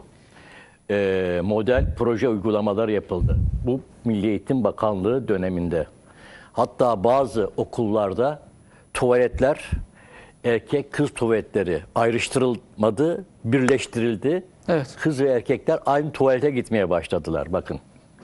Özellikle Koç, Sapanca okullarında bu yaşandı. Sizinle devam edelim. Hocam Ahmet Bey'e de söz verelim. Çünkü çok önemli konular var. Buraya kadar şöyle bir özetleyin. Şu toplumsal cinsiyet eşitliği nedir? Türkiye'yi anlatmamız lazım. Evet. Önlemlerin alınması için. Şimdi dedik ki bir problemle karşıya egemenler. Birincisi dedik nüfusun düşmesi lazım. Nüfusun düşmesi için farklı hikayelere ikna edilmeleri lazım. Yalnız ahlak erkeği, aile babası buna engel olarak duruyor. Çünkü aile olduğu sürece egemenlere sormadan çocuk yapıyor. Şöyle bir ifadesi oldu çok büyüklerden bir tanesi. Eğer çocuklarınıza biz iş vereceksek bize sormadan çocuk yapmayacaksınız. Aile sormadan çocuk yapıyor. İki erkek ya da iki kadın bir araya geldiği zaman çocuğu nasıl alıyor? Devlete başvuruyor. Devlet isterse işte prosedürleri isterse bir tane çocuk veriyor. Peki baba, kadın bu çok da. Bir de ahlak erkeğinin yani Andropos'un verileri babadan oğula, anneden kıza. Yani Judith Halberstam, Jagos, Irigaray, yani hepsi bu süreci kırmalıyız diyorlar. Hepsi. Yani bu feminist, ikinci dönemin feministlerin tamamı babadan oğula, anneden kıza sürecini kırmamız lazım. Yani çocuk ailenin içinde olmaması lazım. Bu Macar İslam Başbakanı Viktor Orban'ın bir kelimesi var. O özünden yakalıyor meseleyi. Diyor ki her çocuğun anne baba ile büyüme hakkını savunmak bütün devletlerin hakkıdır. Bakın bizimkiler bu zaviyeden bakmıyorlar. Aynen o söylüyor. Bakın mesele bu. Çocuklar artık anne babalar, bakın yani siz devlet geliyor, yıllardır bu ülkede pozitivist eğitim veriliyor okullarda, televizyonlarda, ilkokul, ana sınıfından başlıyor, lise, üniversiteye kadar. Ama çocuklar bir bakıyorsunuz hala Müslüman çocuklar çıkıyor. Hala sistemin istemediği farklı insan tipleri çıkıyor. Nereden çıkıyor? Müsebbibi diyorlar ailedir. Burada erkeğin kırılması lazım. Bu önemli bir kelime. Bakın hani erkekler, şimdi bunu seyreden bir sürü baba var ve çocuklarına ulaşamıyorlar. Paralar harcıyorlar, çocuğu alacak, anne kaçırıyor. Bir daha paralar harcıyor, gidiyor yine kaçırıyor. Ya da işte bir hafta evlilik giriyor, yıllarca tazminat ödüyor. Affedersiniz, bence metropollerde bitireyim abi. Bir söyleyeyim çıkacağım. Metropollerde rol değişti. Şu anda bu başka bir mesele. Pardon. Eyvah. Şu anda baba yerine koyduğunuz, anlattığınız olay şu anda erkekler, kadınlar. Tamam. Kadınlar çocuklarını bıraktı yani. Kadınlarda sorun var şu anda büyük ölçüde. Yani erkek sorun olduğu kadar bu başka kadın bir da sorun. sorun yani. Bu başka bir sorun. Ama büyük şehirlerde böyle ama yani. Evet. Tamam. Ahmet Hocam siz tamamlayın buyurun. Şimdi bakın 18 yaşındaki birisi evleniyor. 18 yaşından bir kızla, düşük bir kızla, işte bir hastanede 300 küsür tane şey çıktı. 105'i evliydi. 105'ini aldılar, içeriye soktular. 12 yıla kadar, 7 yıldan 12 yıla kadar cezaevine attılar. Eğer evli değillerse başka kızlar hamile bırakmaya gittiler onlar. Şimdi bakın burada sürekli dövülüyor. Niye dövülüyor? Zeynep Ergun diye bir hanımefendi var. Bu hareketin içinden gelen bir hanımefendi. Aynen kelimesi şu: erkeğin acınası duruma düşürülmüş halinin de ifşa edilmesi lazım. Yani bizim o babalar, çocuklarını göremeyen babalar, sürekli nafaka ödeyen babalar var ya, bir hizmet görüyorlar. Hizmet ne? Bakın, eğer evlenirseniz, çocuk yaparsanız böyle rezil duruma düşürülürsünüz. Ananız ağlatılır. Bunu sürekli, bu mesajı bu insanlar üzerinden, yani onların o çektikleri çileleri bizler buna biz aracılık yapıyoruz. Diyoruz ki bakın bu adama niye böyle yaptınız, az önce gösterdiniz. Biz bir topluma bir mesaj veriyoruz. Diyoruz ki evlenirseniz perişan edilirsiniz. Bugün İzlanda'da 100 çocuktan 72'si babasız dünyaya geliyor. Ya Finlandiya'da aynı şekilde. Yine Finlandiya, İskandinav ülkelerinde %65'in üzerinde. İsveç, Fransa. Hepsinde %65'in üzerinde, Fransa'da %65. Şurada Bulgaristan %7 ile başladı bu toplumsal cinsiyet eşitliği projesine, %58'e çıktı. Kapıkule'ye geçtiniz mi bitiyor. Dana Haraway'in Cyber Teori isminde bir kitap var. Orada planladığı bir şey var. Kadınların evleri sabit olacak, çocuklardan hakim onlar olacak. Evin hakimi olacak, patronu olacak. Erkekler 2'şer 3 ayrı aylık şeylerle gezinecekler ev. Biz böyle bir düzen istiyoruz diyor. Evet. Bu Bulgaristan'daki arkadaşlarım söylediğine göre Müslüman olmayan aileler arasında hemen hemen oturtuldu. Şimdi bu erkeğin dövülmesiyle yapılan bir şey. Ama dedik ki 3 tane engel var. Bir tanesi nüfus, ikincisi ahlak erkeğinden, daha doğrusu toplumlardan gelen ahlak direnişi. Bu da ailenin kırılıp babadan oğula geçişin engellenecek. Üçüncüsü de insan haklarının seviyesi. Ne diyordu? Harari, Davos'un bu seneki konuşmacısı, evet, Noah Harari, Haifa Üniversitesi, İsrail'de profesör, diyordu ki insan haklarının seviyesi çok yüksek. Bunun tıraşlanması lazım. Artık fakirler çok daha azla idare etmeyi öğrenecekler. Bundan tam 5 sayfa önce, az önce hocamın bahsettiği konudan bir kelime söylüyordu. Diyordu ki egemenlerin artık tanrı olmak istememesi ahlaksızlıktır. Bakın, zenginlere tanrı olmayı tavsiye ediyorlar. Fakirlere de diyorlar çok daha azına ihtiyacımız var. Şimdi burada ikincisi, yani nüfusun azaltılmasını nasıl halledeceğiz sorusu vardı. Bu da toplumsal cinsiyet eşitliği diye bir şeyi buldular, keşfettiler ve onu üzerimize saldılar. Bu neden cinsiyet eşitliği? Cinsiyet eşitliği değil de niye toplumsal cinsiyet eşitliği? Evet, neden toplumsal? 1960'lı 70'li yıllara kadar cinsiyet eşitliğiydi o feminist hareketin şeyiyle. 60'lı 70'li yıllardan sonra değişti. Rockefeller Vakfı'nın ve Alfred Kinsey'in etkisi var. Alfred Kinsey bunu ilk tanımlayan şahıs. Biraz kaba şeyler anlatacağım. Çok, hani bu radyonun müşterisine, bu seyircisine çok uymayacak ama çok özür dilerim. Ama konuştuğumuz şey bu. Biz eşcinselliği konuşmuyoruz. Eşcinselliği konuşmamızın sebebi konuya yeterince vakıf olmamamız. Bunlar eşcinselliği konuşmuyorlar ki. Bak, derler ki homoseksüeliteyi konuşacağız. Eşcinsellik onun karşılığı. Biz onu konuşmuyoruz. Homoseksüelite onun bir unsuru. Biz toplumsal cinsiyet eşitliğini konuşuyoruz. Şimdi Alfred Kinsey 1942 yılında, bu bir zoolog, yani hayvan bilimci, özellikle yaban araları üzerine çalışan bir beyefendi. Bu 1942 yılında Rockefeller Foundation vakfıyla bir acayip ilişkiye giriyor. Para almaya başlıyor. 1945 yılında Rockefeller'ın bir üniversitesinde bir enstitüsü kuruluyor. Kinsey Enstitüsü. Ve 1946 yılındaydı, yanlış hatırlamıyorum, ilk raporunu yazıyor. Çok büyük, Rockefeller Vakfı'nın desteğiyle böyle çok büyük bir sansasyon haline geliyor. Erkek cinselliği üzerineydi. İkincisi de 1954 yılında yayınlıyor, kadın cinselliği üzerine. 55 yılında da, yanlış hatırlamıyorsam, Amerikan hukuk sistemi değişiyor. Darmadağın oluyor. Yani bir sürü haram olan şey helalleşiyor, helal olan şey haramlaşıyor falan. Yalnız bu adam biraz değişik bir adam. Yani bizim açın araştırdığınız zaman cinselliği tabu olmaktan çıkaran büyük deha.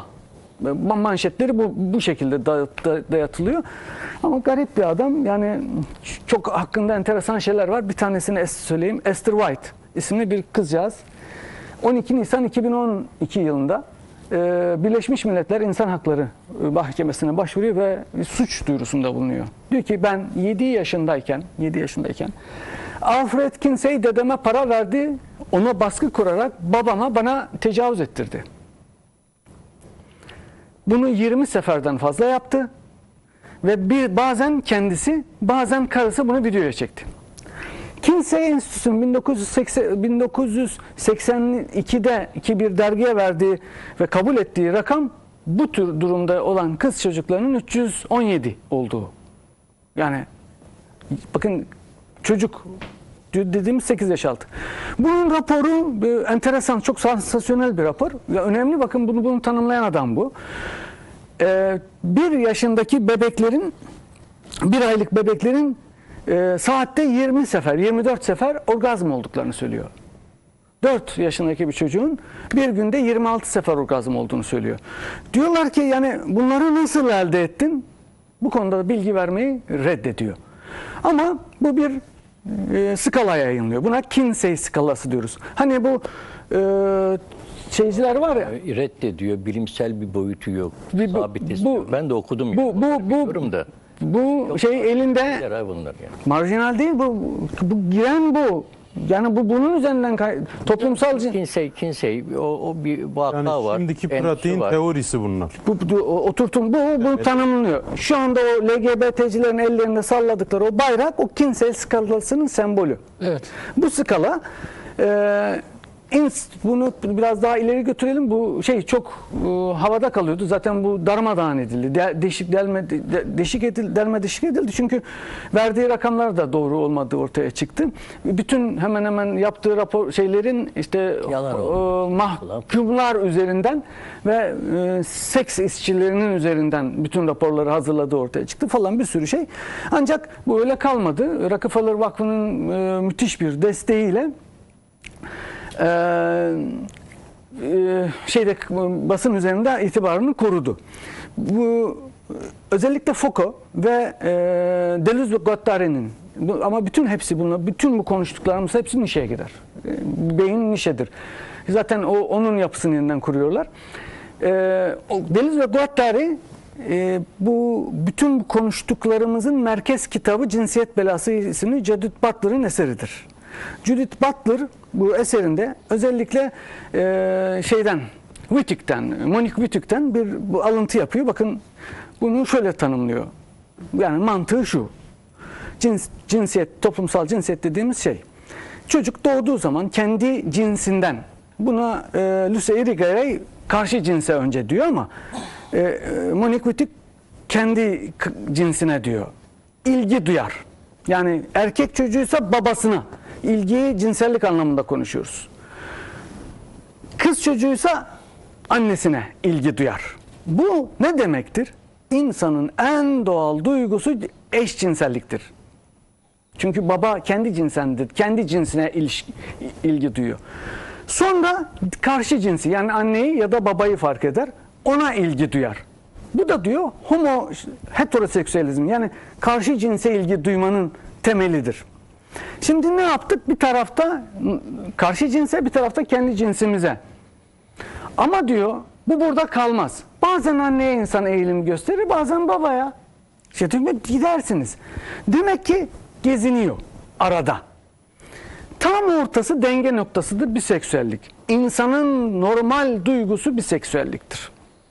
Yani hem kadınla hem erkekle aynı anda ilişki bulunmak. Eşitliğe geleceğim. Şimdi ama tam ortada durmaz insan. Bazen %30 daha fazla erkeğe, bazen %30 kadına kayar. Şimdi bu geziniyor. Geziniyor. Babaya olan ilgi başka erkeklere, anneye olan ilgi de başka kadınlara kayar. Tam burada baba dediğimiz o ahlak ve norm üreten şahıs devreye girer. ve tabular üretmeye başlar, yasaklar üretmeye başlar. Der ki çocuk bana sahip olamaz. Ben de sana sahip olmam. Bu yasak. Tabu. 1. 2. Annene de sahip olamaz. Bu da yasak. Tabu 2. Sen ensest yasağı geldi. Eşcinsellik sen kız kardeşine de sahip olamazsın. Bir tane daha yasak. Ama erkek durmaz yasak üretmekte. Der ki sen benden başka erkeklere de gidemezsin. Ne yaptı? Eşcinsel yanaşmasını genişletti. Bir yasak daha. Sonra dedi ki sen nikahsız da yapamazsın. Bir yasak daha. Tabular kurucu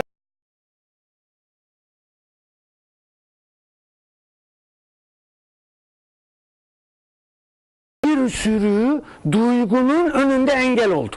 Psikolojik yani bu tür Ya, ayrıntılar bunlar çok, Bitiriyorum. gerçekten Yok. çok fazla Kitlenin yani. önünde konuşuyoruz. Bitiriyorum. Bilimsel Çok kişilerin gerçekten. yazdığı kitaplar bunlar. Artık ilerlemeci, tarih anlayışı olarak baktığımızda Bir bana- bu konular bile Hamza abi. eskiden yazılmış kitaplardır. Şu anda gelinen tek cinslilik boyutuna gelmiştir mesela bu konu. Şimdi bakın Bu arka şurada- plan yani çok bu- ayrıntılı bir Doğrudur, bunlar olmuştur. bu- Konu iz- genel bir ilgilik ifade etmiyor. Şimdi bir izleyenler saniye. şurada. Yani Avrupa'da da etmiyor. Bir dakika. İzleyenler Amerika'da da diyor ki etmiyor. Evet. bir dakikada toparlayalım. Bir dakika. İzleyenlerin Şimdi bakın buyur. Bir dakikada toparlayalım. adam şimdi erkek. Bakın bunu dinleyeceksiniz. Bütün kanunlarınız buna göre yapılıyor kardeşim. Kanunlarınızı bunu yaptılar. Yani işledi bunlar. 18 yaşının altındaki bütün çocuklar kadındır der. Kitap yazar der ki benim kitaba göre yapıldı der. Bu Judith Butler işte. Bu temeli, Kur'anları, kitapları bu. Diyor ki hastanenin kapısında duruyor adam. Baba. Bir kız çocuğu. Baba ne sordu? Hadi söyleyin bakalım. Kimi? Bakın cinsiyet eşitliği istiyoruz biz, eşitliği.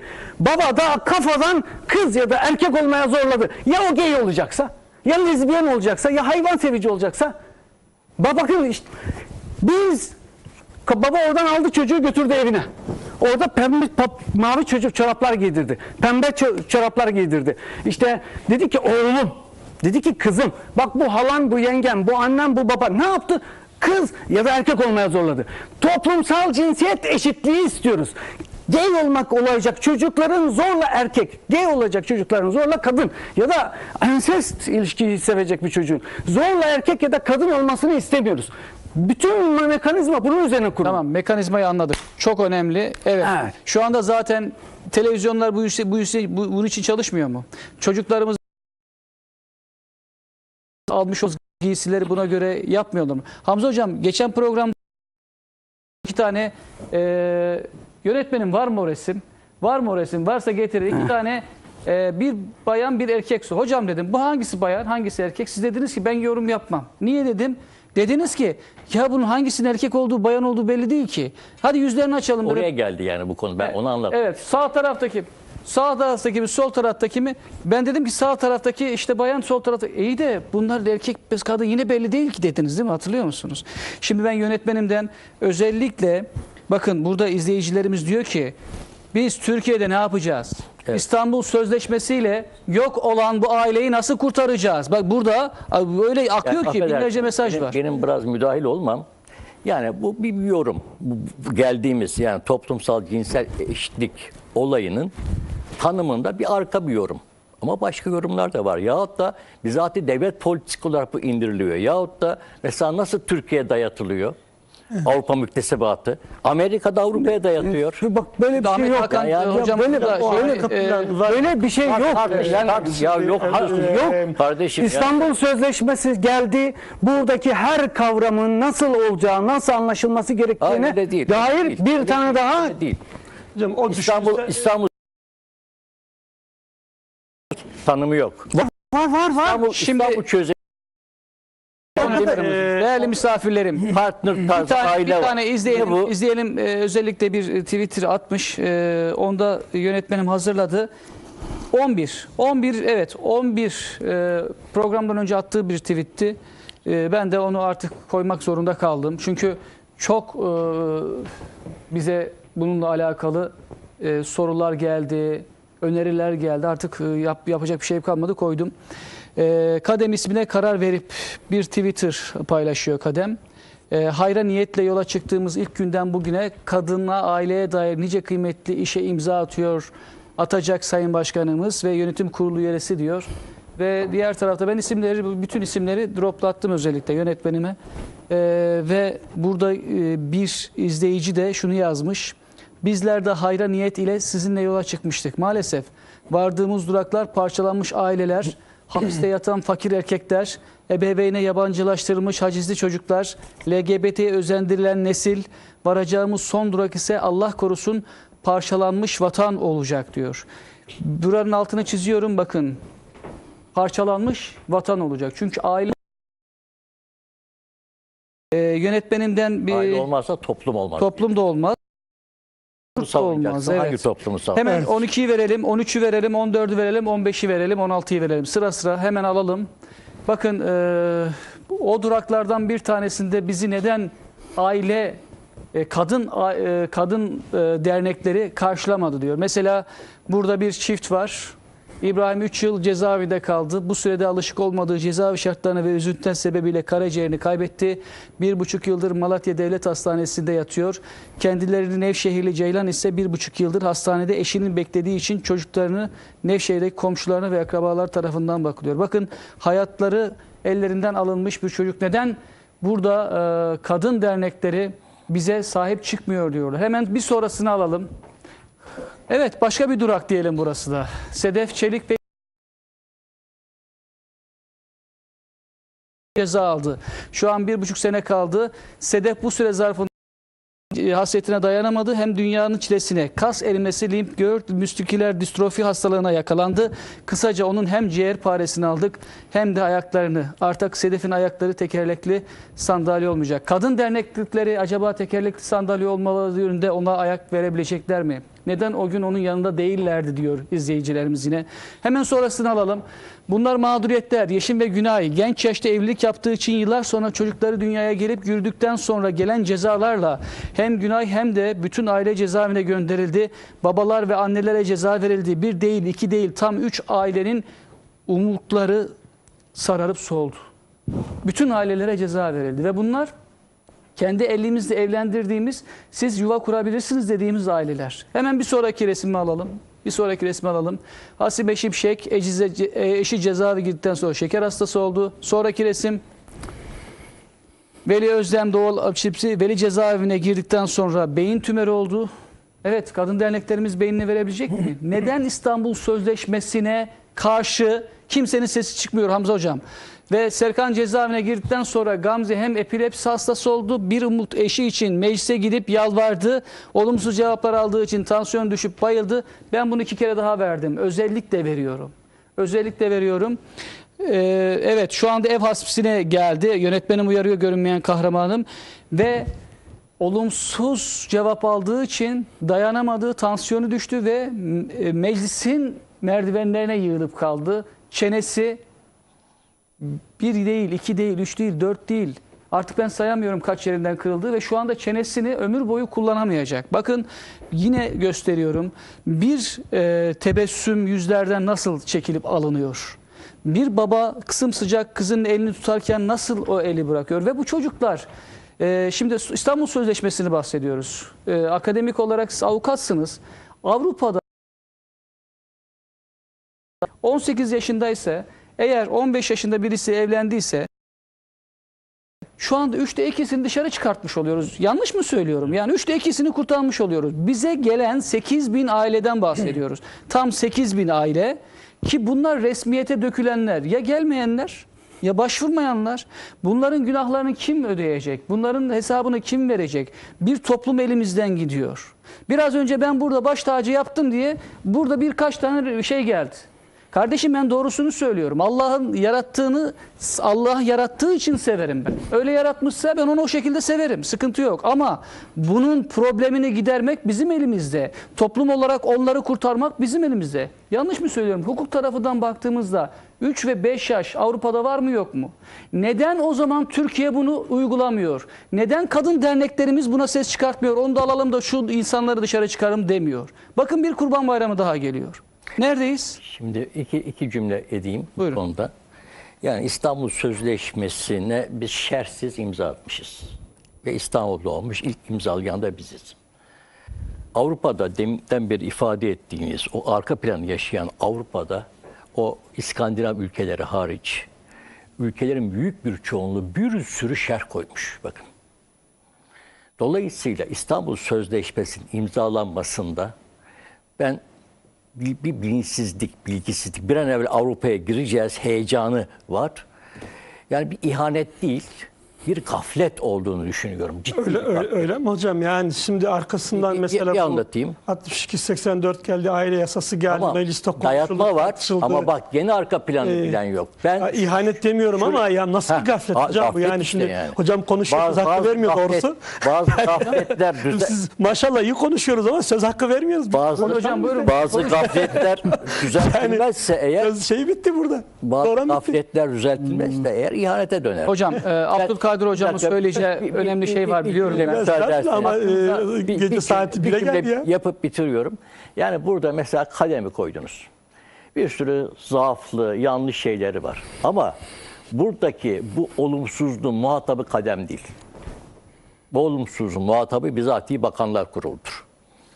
O ona ayak uydurduğu için bunları yapmak durumunda. Yani olayı burada anlatıldığı gibi çözülmemiş boyutu var. Evet. Ama hocam Abdülkadir hocam. Hocam herhalde konuşacak hocam buyurun. Yok siz buyurun hocam. Ya hocam saat hocam, buyurun. 1'e geldi ama herhalde 5 dakika konuşmadık yani. Bu hocam, çok buyurun. Doğrusu yarın işlerimiz var, Çok bugün önemli işlerimiz konu, vardı. belki Sizin için geldik buraya yönetmenim biz. bir ek süre verecek gibi geliyor bana. Ya ek İnşallah. süre ama yani gecenin birini bulduk. Maşallah yani şimdi arka arkaya şeyler sunuyorsun. Ben pek öğretmenim biraz fazla tepki gösteririm ama bir orta yolu bulalım biz. Şimdi burada hem Hamza abinin söyleyeceği önemli hususlar var. Araya şeyler girin ama bu arada biz de ifade edelim. Yani şimdi ben Hamza abinin o şey meselesine yani bu ihanet hani demek insan dili varmıyor fakat şimdi arkasından o 2012'de çıkan yasa var. İlhami abi çok daha meseleye vakıftır yani o 62-84'de. Şimdi orada burada biz eşcinselliği merkeze alarak hata yapıyoruz. Aslında bazen bu reklam boyutuna kadar iş gidebiliyor. İşin içerisinde bir ailenin dağıtılması meselesi vardır. Eşcinsellik burada o işin sadece boyutlarından bir tanesi. Hedefte olan aile de dolayısıyla bu önce aile platformu çok doğru bir isimlendirme yapmış. Aileyi yok etmeye çalışıyor. Aile yok etmeye çalışırsa burada tek başına yaşayan fertlerin sayısı çoğalacak. Yok fuhuşat çoğalacak. Mesela sadece eşcinsel fuhuşat değildir. Yani diğer fuhuşlar çok mu meşru ki?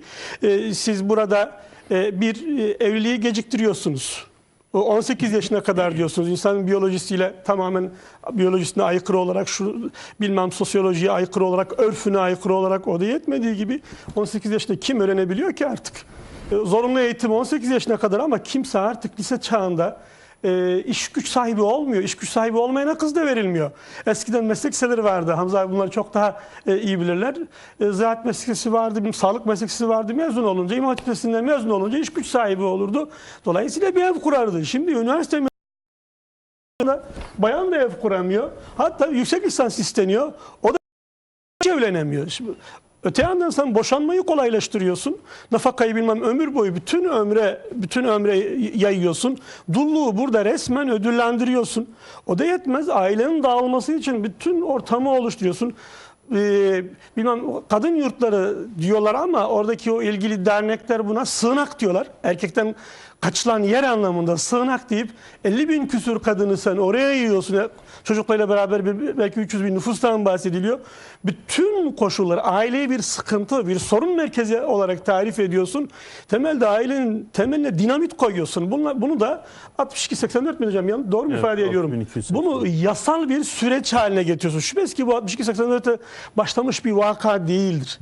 Bu işin tarihsel elbette bir süreci vardır. Fakat 62-84 bu işin son boyutudur. Dolayısıyla meseleyi eşcinsellik boyutunda tartışmak, o bağlamda ele almak, evet bunun belki bir popüler değeri olabilir. Halk bunu daha iyi kulak kabartabilir. Bu tür meseleler çok da çekicidir doğrusu.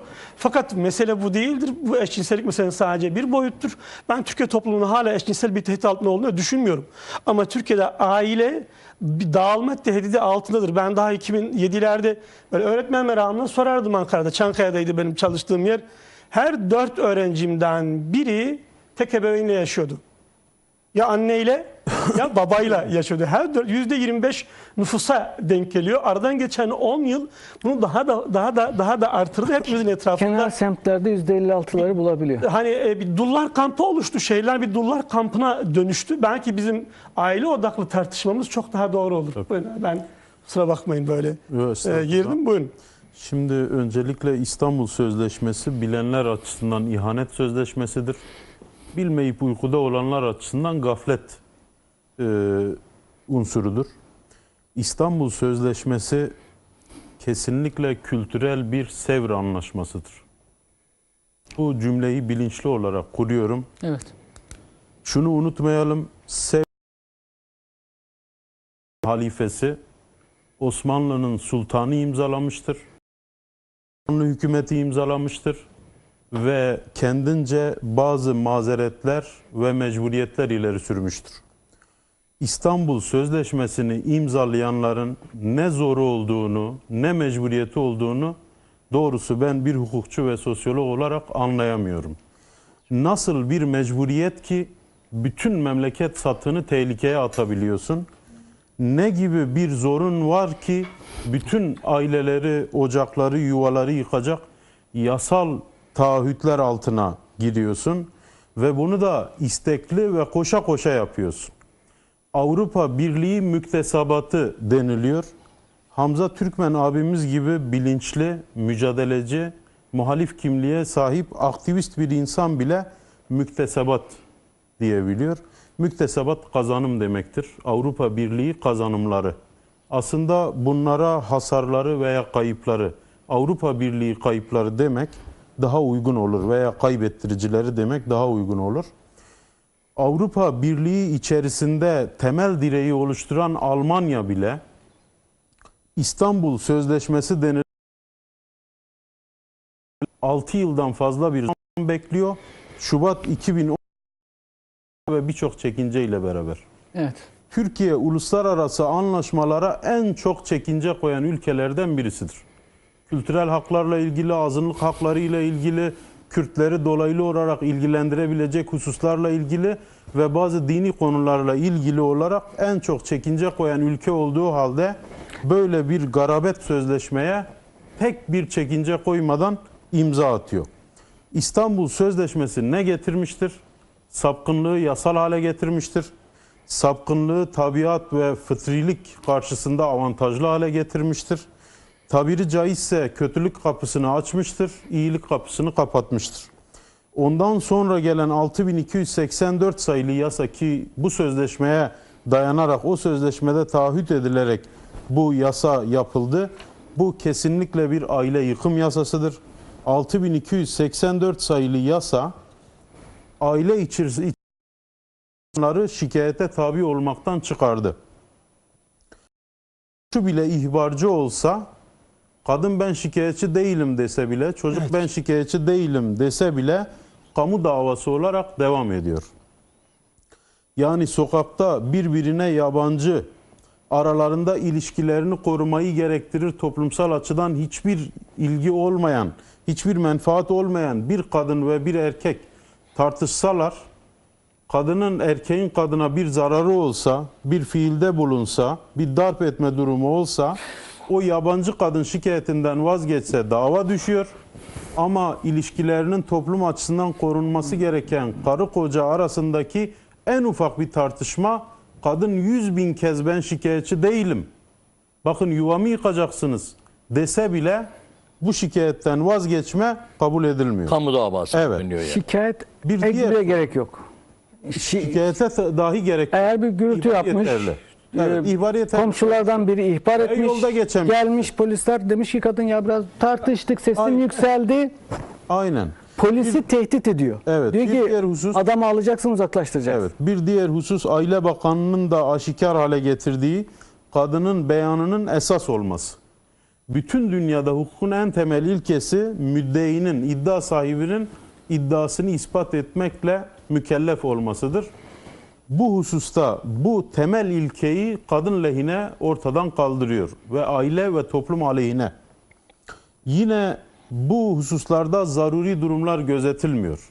Mesela kadının şikayeti üzerine erkek evden uzaklaştırılsa, çok hayati bir şey olsa bile adam profesör, uluslararası bir konferansa katılacak. Adam doktor, ameliyata girecek sabah 8'de. Bu kişiyle ilgili bilgilerimi, notlarımı alayım. O kişinin tedavisiyle ilgili şeyleri alayım veya doktorluk yapacak alet edevatımı alayım. Hayır, alamazsın. O eve bir daha asla giremezsin. Zaruri durumlar gözetilmiyor. Velayet hakkı kısıtlanıyor babayla çocuklar arasında. Yine tebligat yapılmadan, dinlenmeden, savunma alınmadan, itiraz hakkı tanınmadan, yasa yolları sağlanmadan karar veriliyor. Adeta değil, kelimenin tam anlamıyla yargısız bir infaz yapılıyor ve infaz için tebliğ direkt polisle yapılıyor. Bütün bunlar 6284 sayılı yasanın aileyi yıkmaya dönük getirdiği düzenlemeler. Yine evlilikle ilgili şunu belirtmek isterim, genç evlilikle ilgili. Türkiye'de Gençlik Bakanlığı var. Bakın bu husus çok önemli. Gençlik Bakanlığı var. Sözüm ona Gençlik Bayramı var 19 Mayıs. Gençlerle ilgili çok şeyler var. Cumhuriyet onlara emanet edilmiş falan. Kanunlarda yok. Türkiye'de insan kadar çocuk sayılıyor. 18 yaşından sonra yetişkin sayılıyor. Aslında genç evlilik konusunda en büyük sorun budur. Ve bu sorun en ufak bir yasal düzenlemeyle, tek bir madde düzenlemesiyle giderilebilir, ortadan kaldırılabilir. Bir yasa maddesi dese ki 15 yaşına kadar olan kişiler çocuktur, 15 ile 18 arası gençtir dese, hem toplumun şaşı hale getirilen bakış açısı düzeltilecektir. İstanbul Sözleşmesi 18 yaşın altındaki kızları 0 yaşına sayıyor. kadar kadın sayıyor. Evet. Ve bu 90. maddeyle uluslararası bir... Burada sözleşmenin kapsamını genişletmek için yapıyor. Hayır, bunlar da dahil. Evlilik mümkündü bu şekilde yeni engellendi. Önceden öyleydi. Evet. Aile rızasıyla bu yapılabiliyordu yani. Evet. Şöyle halen 16 yaşını bitiren kişi mahkeme kararıyla, 17 yaşını bitiren kişi anne baba izniyle, 18 yaşını bitiren kişi kendi rızasıyla evlenebiliyor. Fakat bu tür tabii şeyler, kişiden kişiye değişen şeyler, kültürden kültüre değişen şeyler, siz soğuk bölgede yetişen bir kızla, bir erkekle, Urfa'nın sıcağında yetişen bir kızla erkeği aynı tutamazsınız. Burada ne yapılması gerekir? Bedeni ve fiziki olgunluk ile ruhi olgunluk kafi görülmeli ve bu durumu da yine kanunlar, yasalar, genelgeler veya bazı feminist kurumlar değil, kesinlikle bilimsel anlamda doktor veya bir doktor heyeti belirlemelidir. Mesela bir kadın doğum uzmanı veya bir doktor heyeti bu kişi evlenebilecek olgunluktadır denildiğinde bu kişinin fiili evliliği, mesela aile arasında düğün yapılarak gayri resmi şekilde yapılan evlilik bence yasal olarak görülmelidir. Bu sorun çok kolaylıkla çözülebilir. Fakat bu tür durumlarda mağduriyetlere veya toplumun genelinin isteğine değil, sesi çok çıkanlara, cazgırlık yapanlara, arkasında lobi gücü olanların dediklerine bakılıyor. Onların bir basın açıklamaları veya bir tweetleri milyonlarca insanın beyanının karşısında daha tercih edilir, bulunabiliyor. Bu sorunun kesinlikle düzeltilmesi gerekir.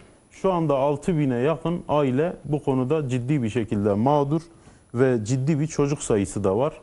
Aslında bir gerçek manada mağduriyet söz konusu olmadığı halde sadece yasal düzenleme nedeniyle mağduriyet varsayılarak, bazı feminist bakış açılarıyla mağduriyet varsayılarak insanlar mağdur ediliyor. Evet. Yasa bir mağduriyetin giderilmesini düzenlemiyor. Yasanın ta kendisi bir mağduriyete sebep oluyor. Sadece bu yasal düzenlemeler kaldırılsa bile bu mağduriyetler biter. Bir de yani şöyle, genç evlilik mağdurlarıyla ilgili ortada bir suç yok ki, yani bir affedilsin. Bir suç yok yani sonuçta. Tabii ki orada aftan değil, mağduriyetin ortadan kaldırılmasından bahsetmek gerekir. Hayır, Af kelimesi o konuda yanlıştır. Evet. Meşru olmayan bir yakınlığı cezalandırmıyor, ödüllendiriyor aksine.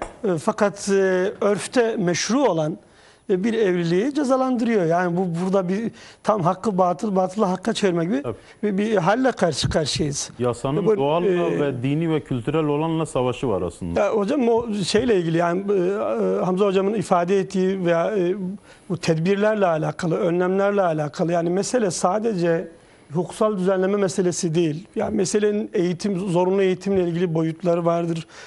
Meselenin bu evliliğin teşviği ve engellemesiyle Fiili bir ilgili engelleme de var, aynı, sadece boyutları yasal vardır. değil. Evet. Bunun bir kere bir ailenin kurtarılması meselesi bir sivil savunmayla kurtarılamaz. Evet biz vazifemizi yapacağız, doğrudur. Hocam burada önerilerinizi de almış olalım.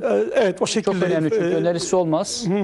Yani biz bir sivil tabiri caizse tırnak içerisinde bir sivil savunmayla bizim bu işin hakkından çıkmamız gerçekten zor. Yani biz karşımızda uluslararası bir yapı var ve ulusal bir devlet yapısı var. Eğer uluslararası yasalar sürekli bir şeyler üretir, Avrupa denen o yapı bir şey üretir. Burada sürekli Avrupa'nın dediği nastır deyip bunu taklit edip mecliste yasaya dönüştürürse, tartışmadan, konuşmadan bize dayatılırsa bizim sivil olarak yapabileceğimiz şeyler kısıtlı hale gelir. Elbette sivil olarak yapacaklarımız var ama kısıtlı.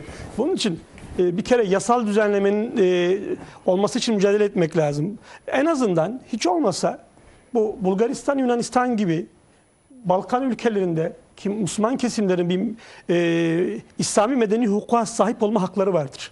Ya biz en azından belki hatlar hukukundan bahsetmiyoruz. Ama bir İslam medeni hukukumuz olmalı. Madem bu aile bile var hocam. Yani zalim denilen Beşar Esad döneminde bile şu an halen var. Müslümanlar kendi medeni hukukuna sahip orada. Ya biz cesaret Mecellede Mısır'da tatbik ediliyor hala. hala tatbik ediliyor. Biz cesaretle hepimiz hep beraber arkadaş yani bu tamam hatlar hukuku, şu hukuku, şeriat diyorsunuz, korkuyorsunuz, çekiniyorsunuz. Bu ileriki boyutta tartışılabilir bir husus. Fakat medeni hukukta bizi serbest bırakın. Siz varın, kendi hukukunuzla evlenin, boşanın. Ama en azından bizi ikinci sınıf vatandaş olarak mı kabul ediyorsunuz? Üçüncü sınıf mı? Bizi ilgilendirmez. Bulgaristan'ın azınlığına ve azınlığa verdiğini verin yani. Bulgaristan azınlığına verdiğin, Yunanistan azınlığına verdiğin, hakkı oradaki Müslüman azınlığı. Hatta İngiltere'deki bu çifte hukuk çerçevesi içinde Müslümanların aldığı hukuku biz niye istemiyoruz? Bugüne kadar gördüğüm kadarıyla hiç kimse çıkıp da İslam medeni hukukunu istiyoruz diye böyle bir şeyle ortaya çıkmadık. Mesele biraz daha kökten bakmamızda fayda vardır.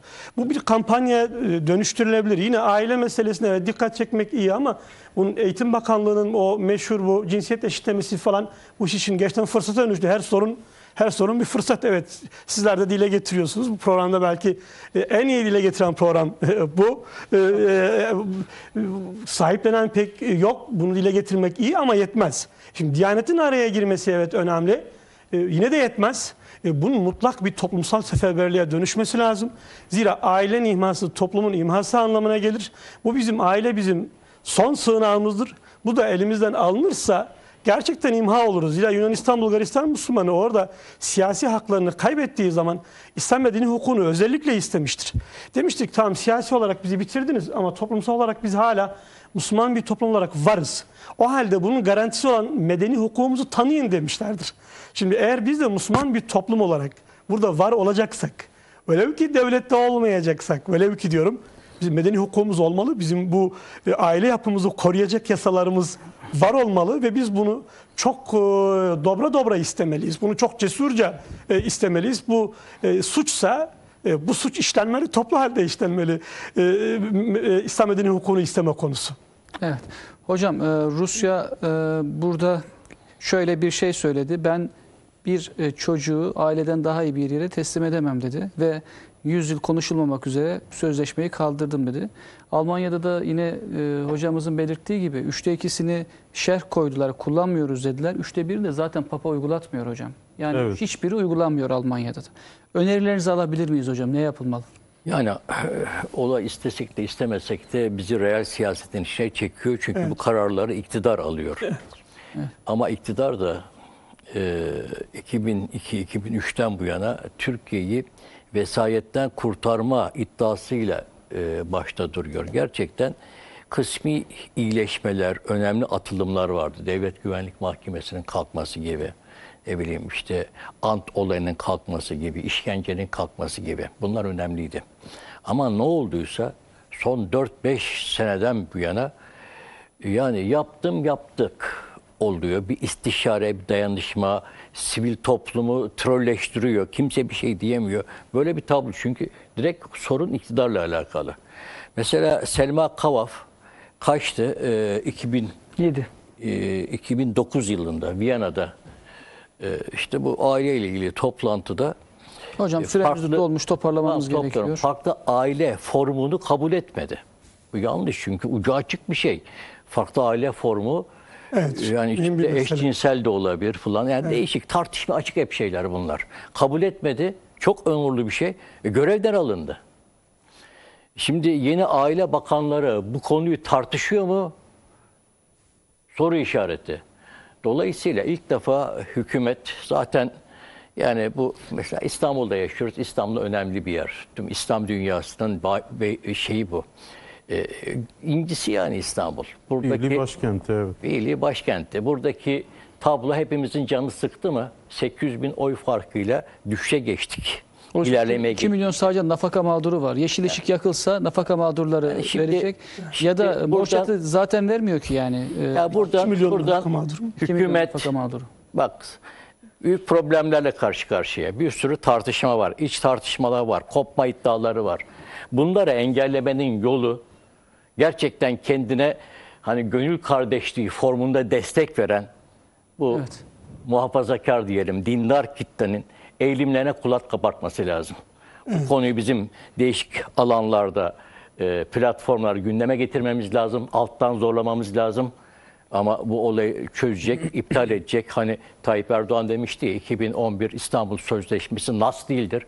O zaman nas olmadığını göstermeli. Evet. Yani bu konuda Evet Ahmet Hocam, tavır çok almaz. kısa alayım. Sürem bitti. 2 kelime alıntılayacağım. Bir tanesi yine Noah Harari'den Homo Deus'un kitabını şöyle bitiriyor. Diyor ki 20. yüzyılı ıskalayan Müslümanlar 21. yüzyılın sorularını dahi anlamıyorlar.